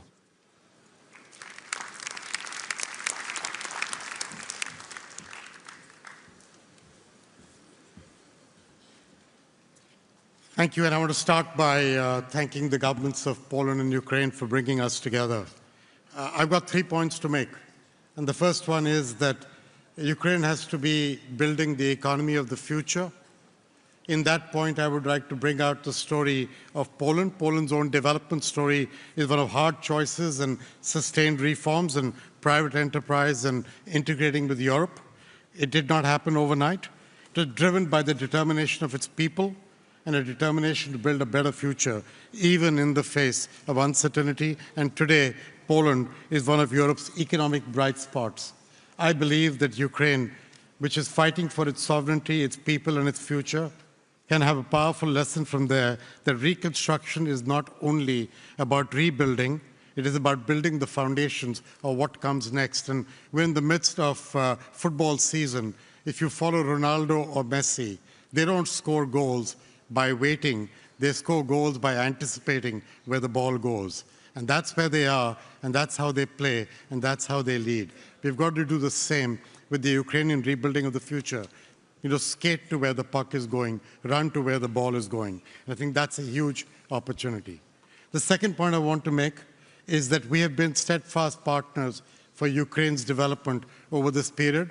The bank has mobilized through the generosity of many donors, many of whom are in this room, a total of 90 billion that has been put to work in Ukraine. A lot of our partners, the EBRD and other DFIs like KfW and the DFC are all part of that effort. We bring one unique aspect, which is leverage. When we collect money into funds like SPUR, we are able to take $1 and make $3 out of it. Right now, we're in the process of raising SPUR 2.0 with $2 billion, including from a number of the European partners in this room, and that leads to a $6 billion availability of financing for Ukraine. It's an important aspect of what we all do together, is to use our balance sheets and leverage to make more money available, because the reality is Ukraine will need 580 plus billion over the coming decade for reconstruction. Some of that can be public money, leverage, but a lot of that has to be from the private sector.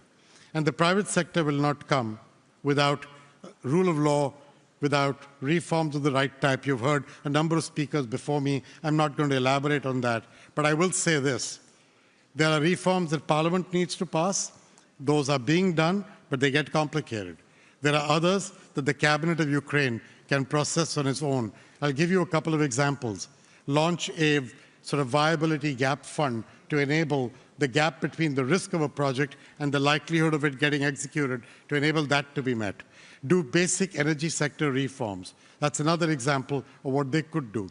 Begin the pathway towards privatization the right way. We're working with the government of Ukraine on all of these to enable private sector money to come at scale into this exercise. So what will that do? These kinds of reforms, the immediate ones, they will show momentum, and they will show that the path towards Europe is a real pathway, a pathway that Ukraine can aspire to and work towards.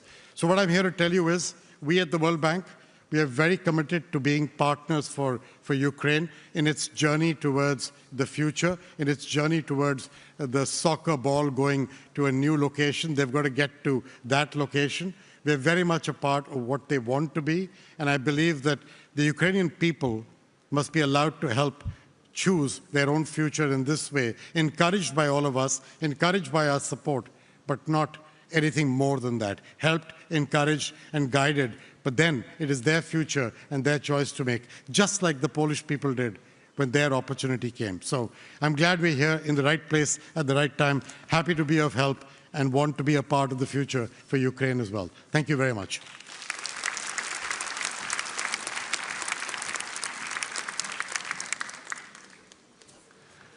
Dziękujemy. Prosimy teraz o zabranie głosu przez pana Christiana Stockera, kanclerza Republiki Austrii.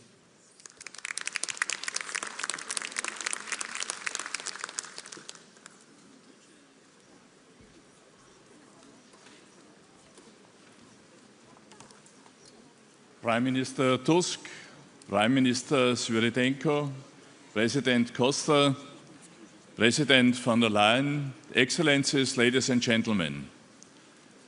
Let me begin by expressing my sincere gratitude to Prime Minister Tusk and Prime Minister Svyrydenko for bringing us together here in Gdansk today. Today we meet not only discuss reconstruction, but reaffirm a political promise that Ukraine's future will be decided slowly by itself, and that Europe will stand firmly on its side on this journey to peace and prosperity. Russia's war of aggression against Ukraine has destroyed lives, homes, and cities, but it has not destroyed the resilience and determination of the Ukrainian people. Our common goal is clear: a sovereign and secure Ukraine anchored to the European family. The opening of Cluster 1 of the EU accession negotiations this June was a well-deserved next step. But even more importantly, it should also be the kick-off for the hard work for reforms that is expected of any accession candidate. But Ukraine's path is not only about institutions and reforms. It is about shared future built on peace, freedom, democracy, and prosperity. Therefore, my message today is simple. Ukraine's recovery will not be a return to the past. It will be an investment in the future. Austria is committed to make its contribution with our know-how, innovation, and reliability. Austria has been one of Ukraine's most important economic partners since before the war. Austrian companies had entered the Ukrainian market early and have remained present even under these difficult circumstances. Today, around 1,000 companies are in Ukraine creating 30,000 jobs. This commitment shows that our solidarity is built through long-term engagement. Austrian companies bring extensive expertise in different areas where Ukraine's future will be shaped. Sustainable and decentralized energy systems, infrastructure, financial services, and modern technologies. And many of these Austrian companies are here today, ready to make their contribution. We are convinced that many nations can provide support, but only together we can build success. This is why Austria is ready to take responsibility in this important process. We would be honored to welcome the Ukraine Recovery Conference 2028 in Vienna. Today we send a clear message. Ukraine will recover, and Ukraine will emerge stronger because it is part of a European family. And we, as friends of Ukraine, are ready to build the future together. Ladies and gentlemen, thank you very much.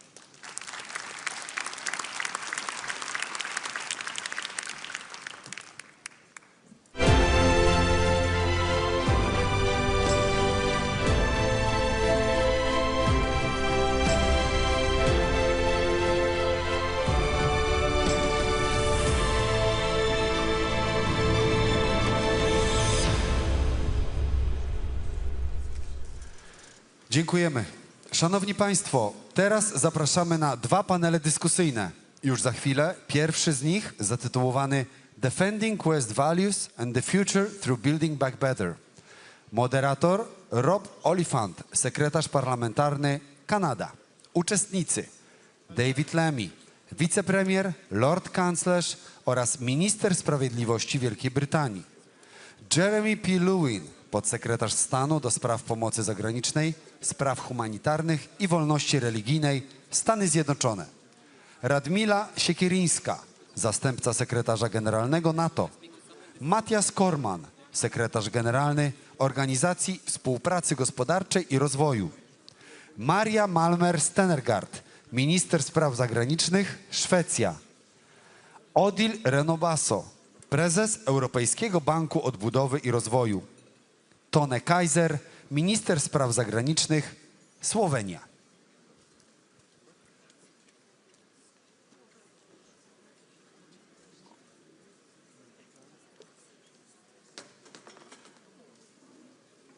Szanowni Państwo, zapraszam na scenę wyczytanych mówców, uczestników, moderatorów. Ladies and gentlemen, please, all the speakers and the moderator, the chairs are ready.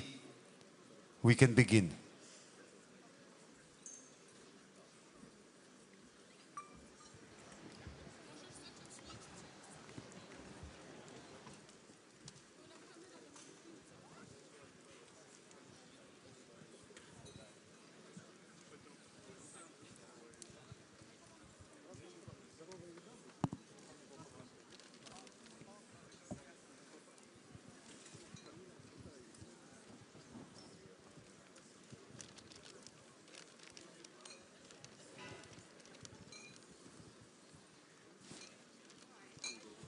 I'm just going to check. I am live. Rob Oliphant, and I am Parliamentary Secretary from Canada, and I welcome you to this first panel discussion that we're going to have following the heads of government and heads of state opening national statements. This gives us a chance to engage a little less formally in our discussion on how we are moving towards the integration of European values in Ukraine towards sustainable peace and sustainable development of its economy and, most importantly, of its people. So I'm very pleased that we have a very distinguished panel here of people that I don't know all of you. So I'm very, very excited to have that. And we haven't been given a particular order, but I'm going to start with Mr. Lammy from the UK to give some opening remarks to get us going. much Donald Tusk and our Polish hosts, and of course Prime Minister Shevchenko, for hosting us here once again at this really, really important gathering as we look forward to both continuing to support Ukraine, but also the renewal of Ukraine once this war has ended. And just to offer some initial reflections.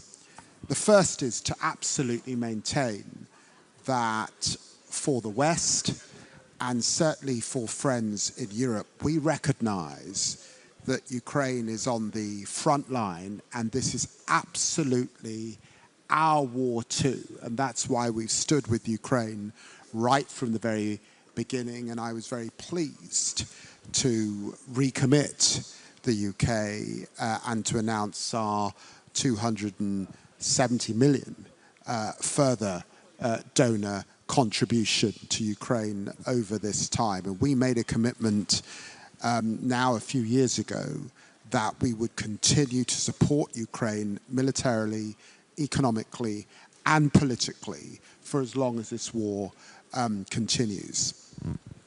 And of course, it's important as we gather to recognize that whilst we meet and we have seen tremendous gains on the battlefield, we recognize when we see the civilian loss of life in Ukraine, when we see the attacks on Ukraine's energy supplies and infrastructure, when we see the accelerated use of serious ballistic missiles in Ukraine, that the toll this is taking on the population is unbelievable, but the resilience and the fortitude is really quite something to behold.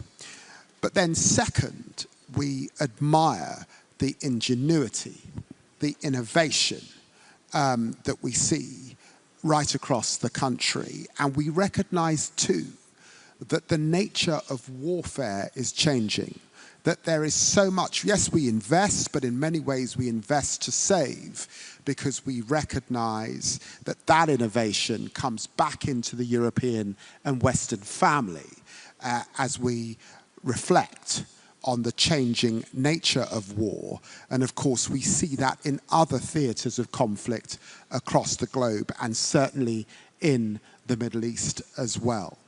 And that's why we in the UK signed a 100-year partnership with our Ukrainian friends, undertaking to be really engaged in that innovation, in that ingenuity, and in that reconstruction, learning from one another as we move forward.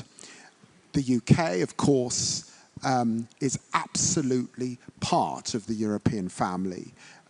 Very pleased to work with our European neighbours, and very pleased at this time also to be discussing with the EU being part of that 90 billion loan facility that will keep us determined to keep Ukraine ahead in this conflict, most definitely. And I was also very pleased that at the G7 last week, we were absolutely united in the statement that was put out, and it was good to see our friends in the US engaged in what a peace can mean and focusing on the successes of Ukraine on the battlefield over this last period. So that's my initial reflections. Thank you. Thank you, David. And it's the panel is interesting. Much like this whole conference is a blend of private and public sector. And on the public sector, we have both national governments as well as multilateral bodies and international financial institutions. I think I'll turn to Odile next to bring in that the European perspective from the Development Bank. Thank you, and I'm very happy to be here, and I want to thank the Polish government and the Ukrainian government for organizing this conference. I spoke to a lot of journalists yesterday, and they were asking me what to expect for out of the conference, and I think keeping the momentum and keeping the focus on the need to support Ukraine too, but also measuring the progress made by Ukraine in the last few years, both in the military, but also in the continued reform agenda is very important. And I think that, this kind of conference is very important also as a key focus for delivery.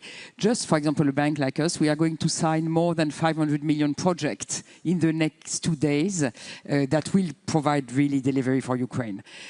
I will focus a bit more on the economy because I think, first of all, to flag that I really believe that on the political, but also on the economic side, the future of Europe and the future of Ukraine are very intertwined. And supporting Ukraine is also a way to support Europe defense and to contribute to Europe's future in terms of economic development. The second point I want to make is that supporting Ukraine now is preparing for the reconstruction. There is no trade-off between the short term and the long term. Anything we can invest in Ukraine now is building the foundation for the future.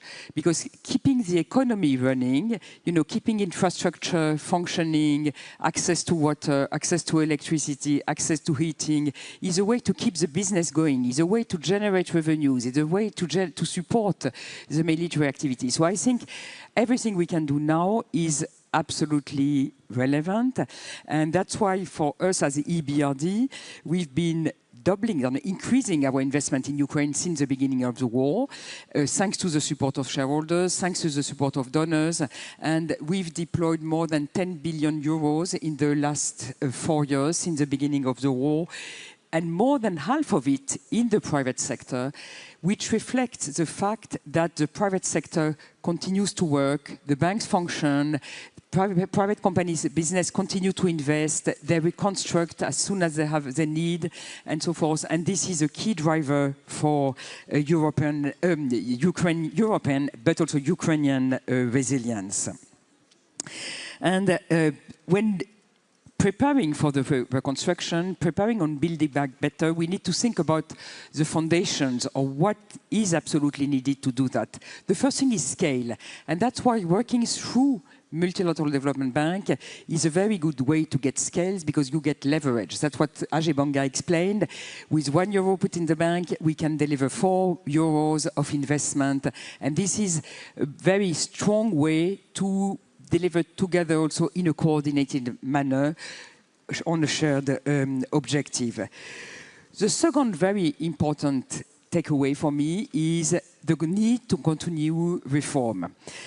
Governance, rule of law, transformation of state-owned enterprise, good market functioning, competition, all this is fundamental for a good use of funding now in Ukraine, but also for attracting private investors. Because private investors, they need clarity, they need stable, they need credible and reliable business environment. And every step taken in the reform agenda, and I'm sure the EU accession will play a negotiation will play an anchor role in this transformation. This will be a key component. The second one is mobilizing private sector. We have developed a number of innovating mechanisms in order to blend, to create guarantee mechanism to facilitate, for example, insurance market coming back on the logistics goods in Ukraine. We have been exploring also new ways to guarantee credit for SMEs. So all this we need to continue and to continue to scale that up. Third key driver will be deeper integration with the EU markets through standards, through connectivity, and there were a lot of discussion this morning across infrastructure and how to connect electricity, railway, roads with the EU, and through convergence of the economies.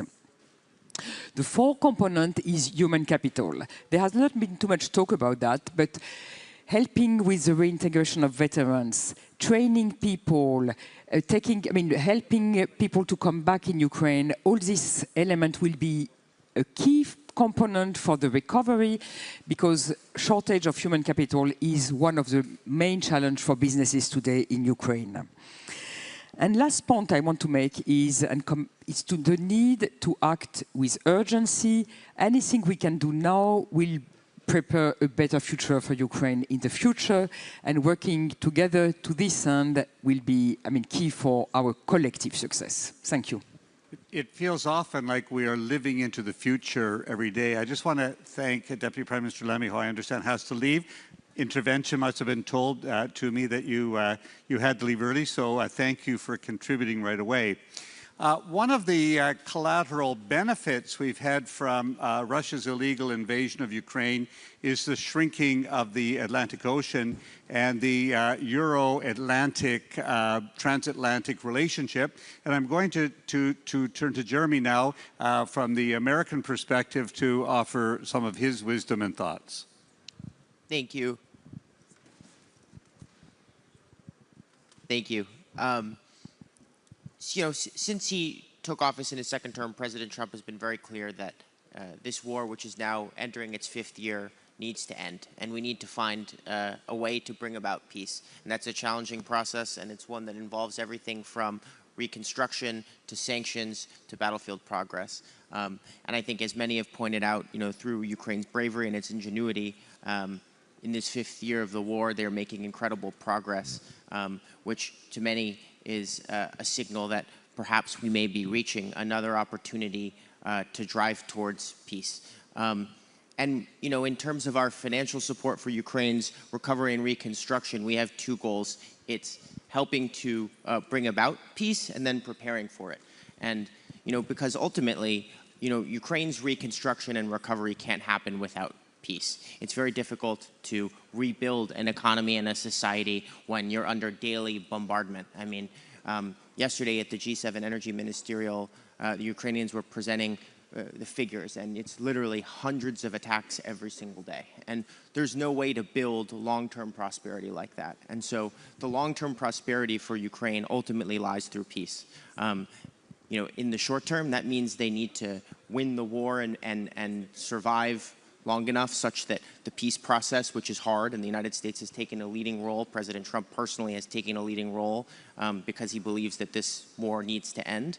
But while that peace process is ongoing, we need to support Ukraine through that process. What does that mean? It means continued support, of course, on the military side, and we're grateful for our European partners who are working with us through the Pearl mechanism, taking on a greater share of the expenses and allowing Ukraine to access American military technology. And as the UK was saying, I think this is investment that will pay off incredibly for Europe as well. I mean, Ukraine's defense industrial base will be the heart of Europe's rearmament. So I know in a couple of weeks we'll have the NATO ministerial in Turkey, or a leaders summit in Turkey, and I know this will be a big topic, but Ukraine, those investments are truly investments for the long term, not only for Ukraine's security, but Europe's security. And so that's an important part of it, and we're glad to continue to work with our European partners on that. Obviously, energy is incredibly important, and we continue to support a number of projects in the energy sector. While here, I announced another $175 million that we're obligating to our flagship mechanism to help with energy repairs and critical equipment to repair those damaged energy infrastructure as it's being attacked. And we have a number of other energy projects ongoing, including work to leverage the United States private sector. Like Canada, we're a major exporter, of course, under the President's energy dominance agenda of LNG and oil. And as not only Ukraine thinks about how to do without Russian oil and Russian gas, but the whole of Europe does so. The United States is leveraging our tools to make our private sector a key part of that. It, of course, means sanctions. There was great G7 consensus last week on continuing to work on the energy sanctions. Energy is a weapon of war in this conflict, but it goes 2 ways. And through the long-range strike and through sanctions, Russia's also under tremendous energy strain, that it hasn't been in the past, which is a key part of bringing them to the table and securing, a lasting peace. And then, of course, it's supporting the people in the interim. And so we did about $500 million of humanitarian support last year and expect to do about the same this year through the winter. And we have programs, to help particularly return children. So I was proud to announce a few weeks ago a program with First Lady Zelenska, to help identify and bring home and reintegrate, children who've been brought to the occupied regions. And then finally, it's how do we prepare for the next stage? And so I think, obviously, EU accession is a European decision, and we leave that to our European friends. But the process of accession and the integration will bring about tremendous progress on the reforms and that are ultimately critical to getting private capital in the door. I mean, we talk about private capital. I know many people have said this already at this conference, but our private investors in the Western world have tremendous opportunities to earn a financial return elsewhere. And we are trying to get them to invest in Ukraine, but it's challenging because of some of the governance things, because of the corruption, because of the legal framework, the regulatory framework. And so we're doing a lot of work, in connection with our URIF, our investment fund, which our Development Finance Corporation is leading. We're working on de-risking tools as the EBRD and others and the World Bank are doing, and that's all important. But the accession talks will also bring tremendous progress on those reforms, which I think are going to be critical for bringing not only American, but European and Canadian and other companies into Ukraine. So we're continue to be very active on all of these issues and work across the Atlantic with our partners, both in NATO and in all of these various forums. Thank you, Jeremy. And keeping that transatlantic theme going, one of the challenges, obviously, that Canada has faced from the United States is to up our defense spending. And we are very proud that we are making those targets. And it's part of our commitment to NATO as a sovereign country, but also reflecting on NATO's role in encouraging all of us. And I'll turn to Radmila now to offer a NATO perspective. Burden sharing. Burden sharing. When one participates at panel 2, prior to lunch, I think this is the time to invoke the rule of I have 3 points. And this is what I'll do, and hopefully I'll keep them short. So the first point is that NATO's commitment and support to Ukraine has been and will be unwavering. It has been like this since the first day of Russian aggression towards Ukraine. And in all these years, we have really made sure that our deeds match our words, because I fully agree with one of the speeches before us. It is not the speeches that will move us closer to the security, and it won't be speeches that will help Ukraine in the fight. But let me be very clear. Ukraine resilience and courage was visible every single day in the last few years. But what we see now is even a new phase in the war. And what we have seen now, especially not only Ukraine being able to resist on the battlefield, but also when we saw the images of targets struck in Moscow, in St. Petersburg, by Ukrainian, really strong knowledge, expertise, and courage, this really marked a new phase in the war. And this has shown and has been assessed at the last UDCG we had a week ago in Brussels, really a window of opportunity. And this is what President Zelensky was talking about. This is what their Minister Fedorov was talking about. A window of opportunity for Ukraine to really show that they can actually challenge Russia, not only on the battlefield, but deep into Russian territory. And all this is important in order to push Russia to the negotiating table, but from a position of strength, and to push them into meaningful negotiations that will provide for sustainable peace. And this is what we are focusing on now, because windows of opportunity are not static.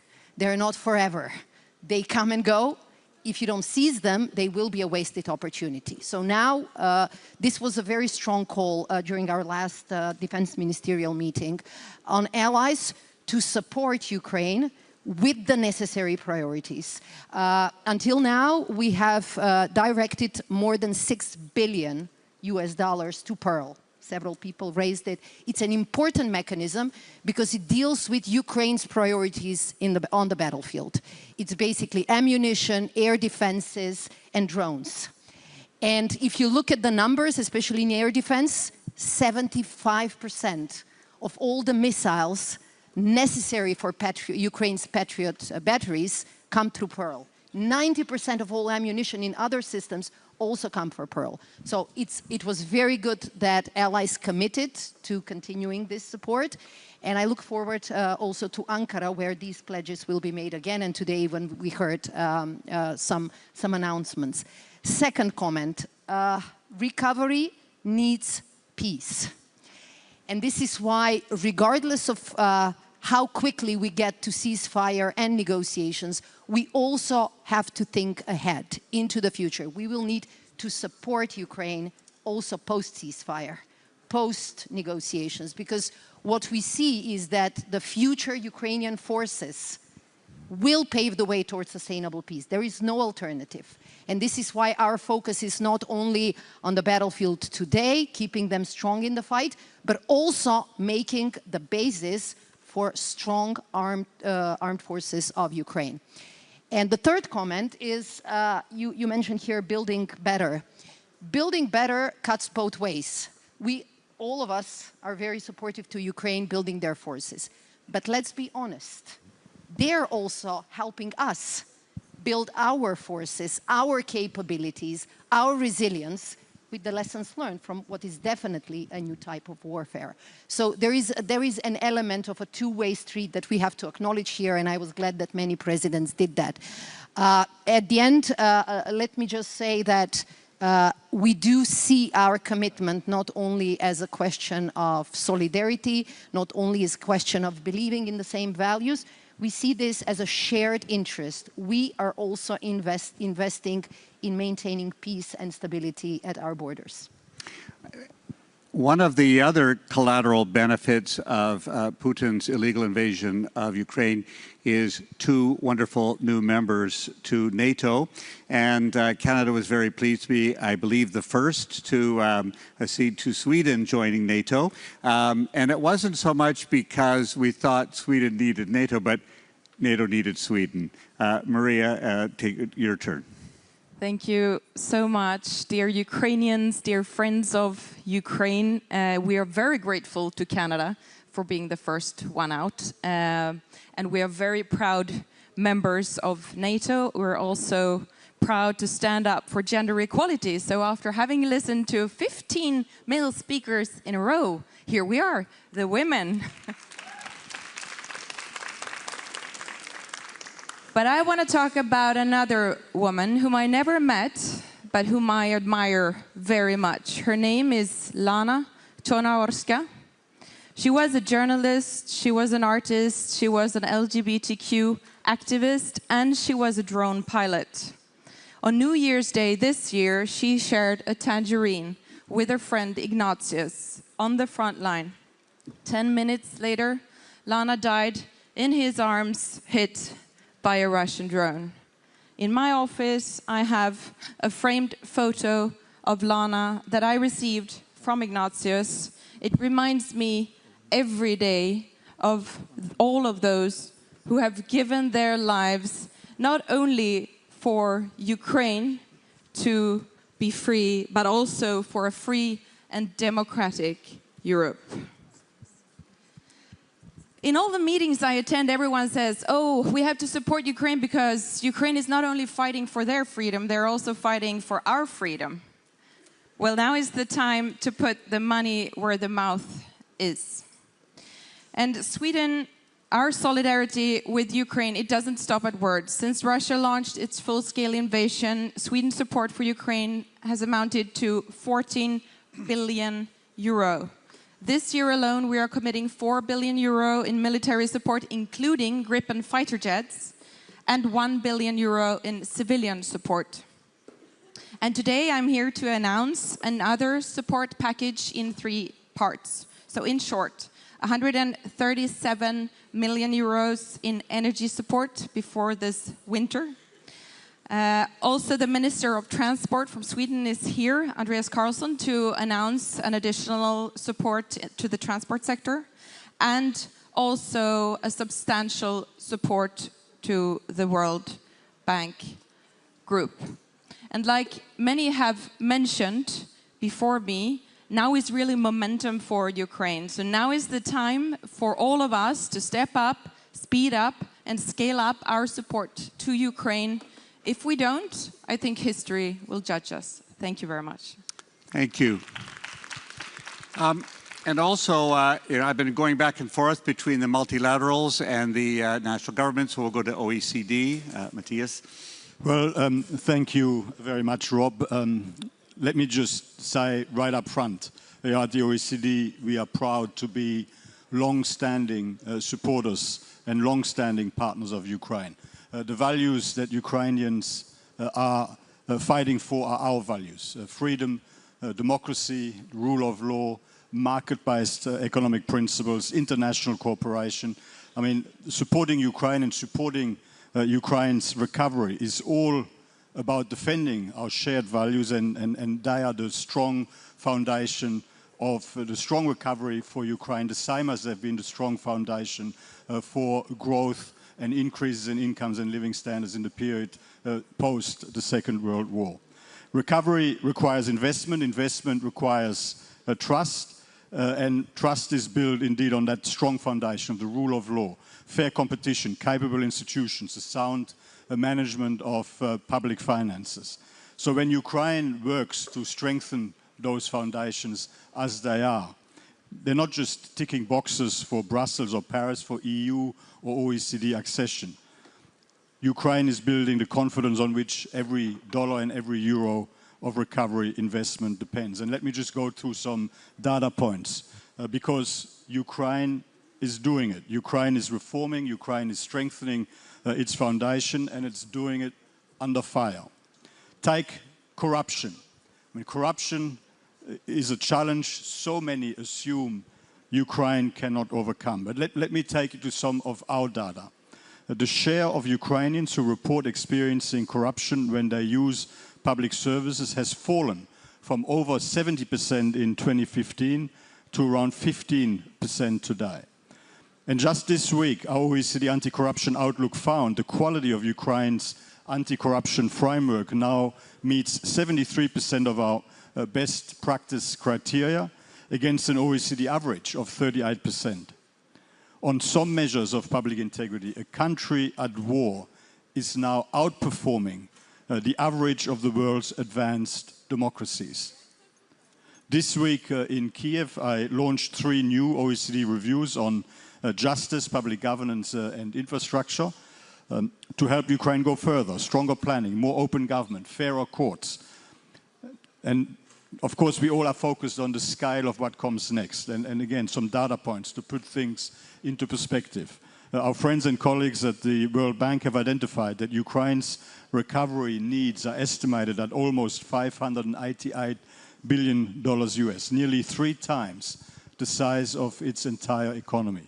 To put that into perspective, the Marshall Plan, which covered much of Western Europe, in today's money, came in at about $180 billion US.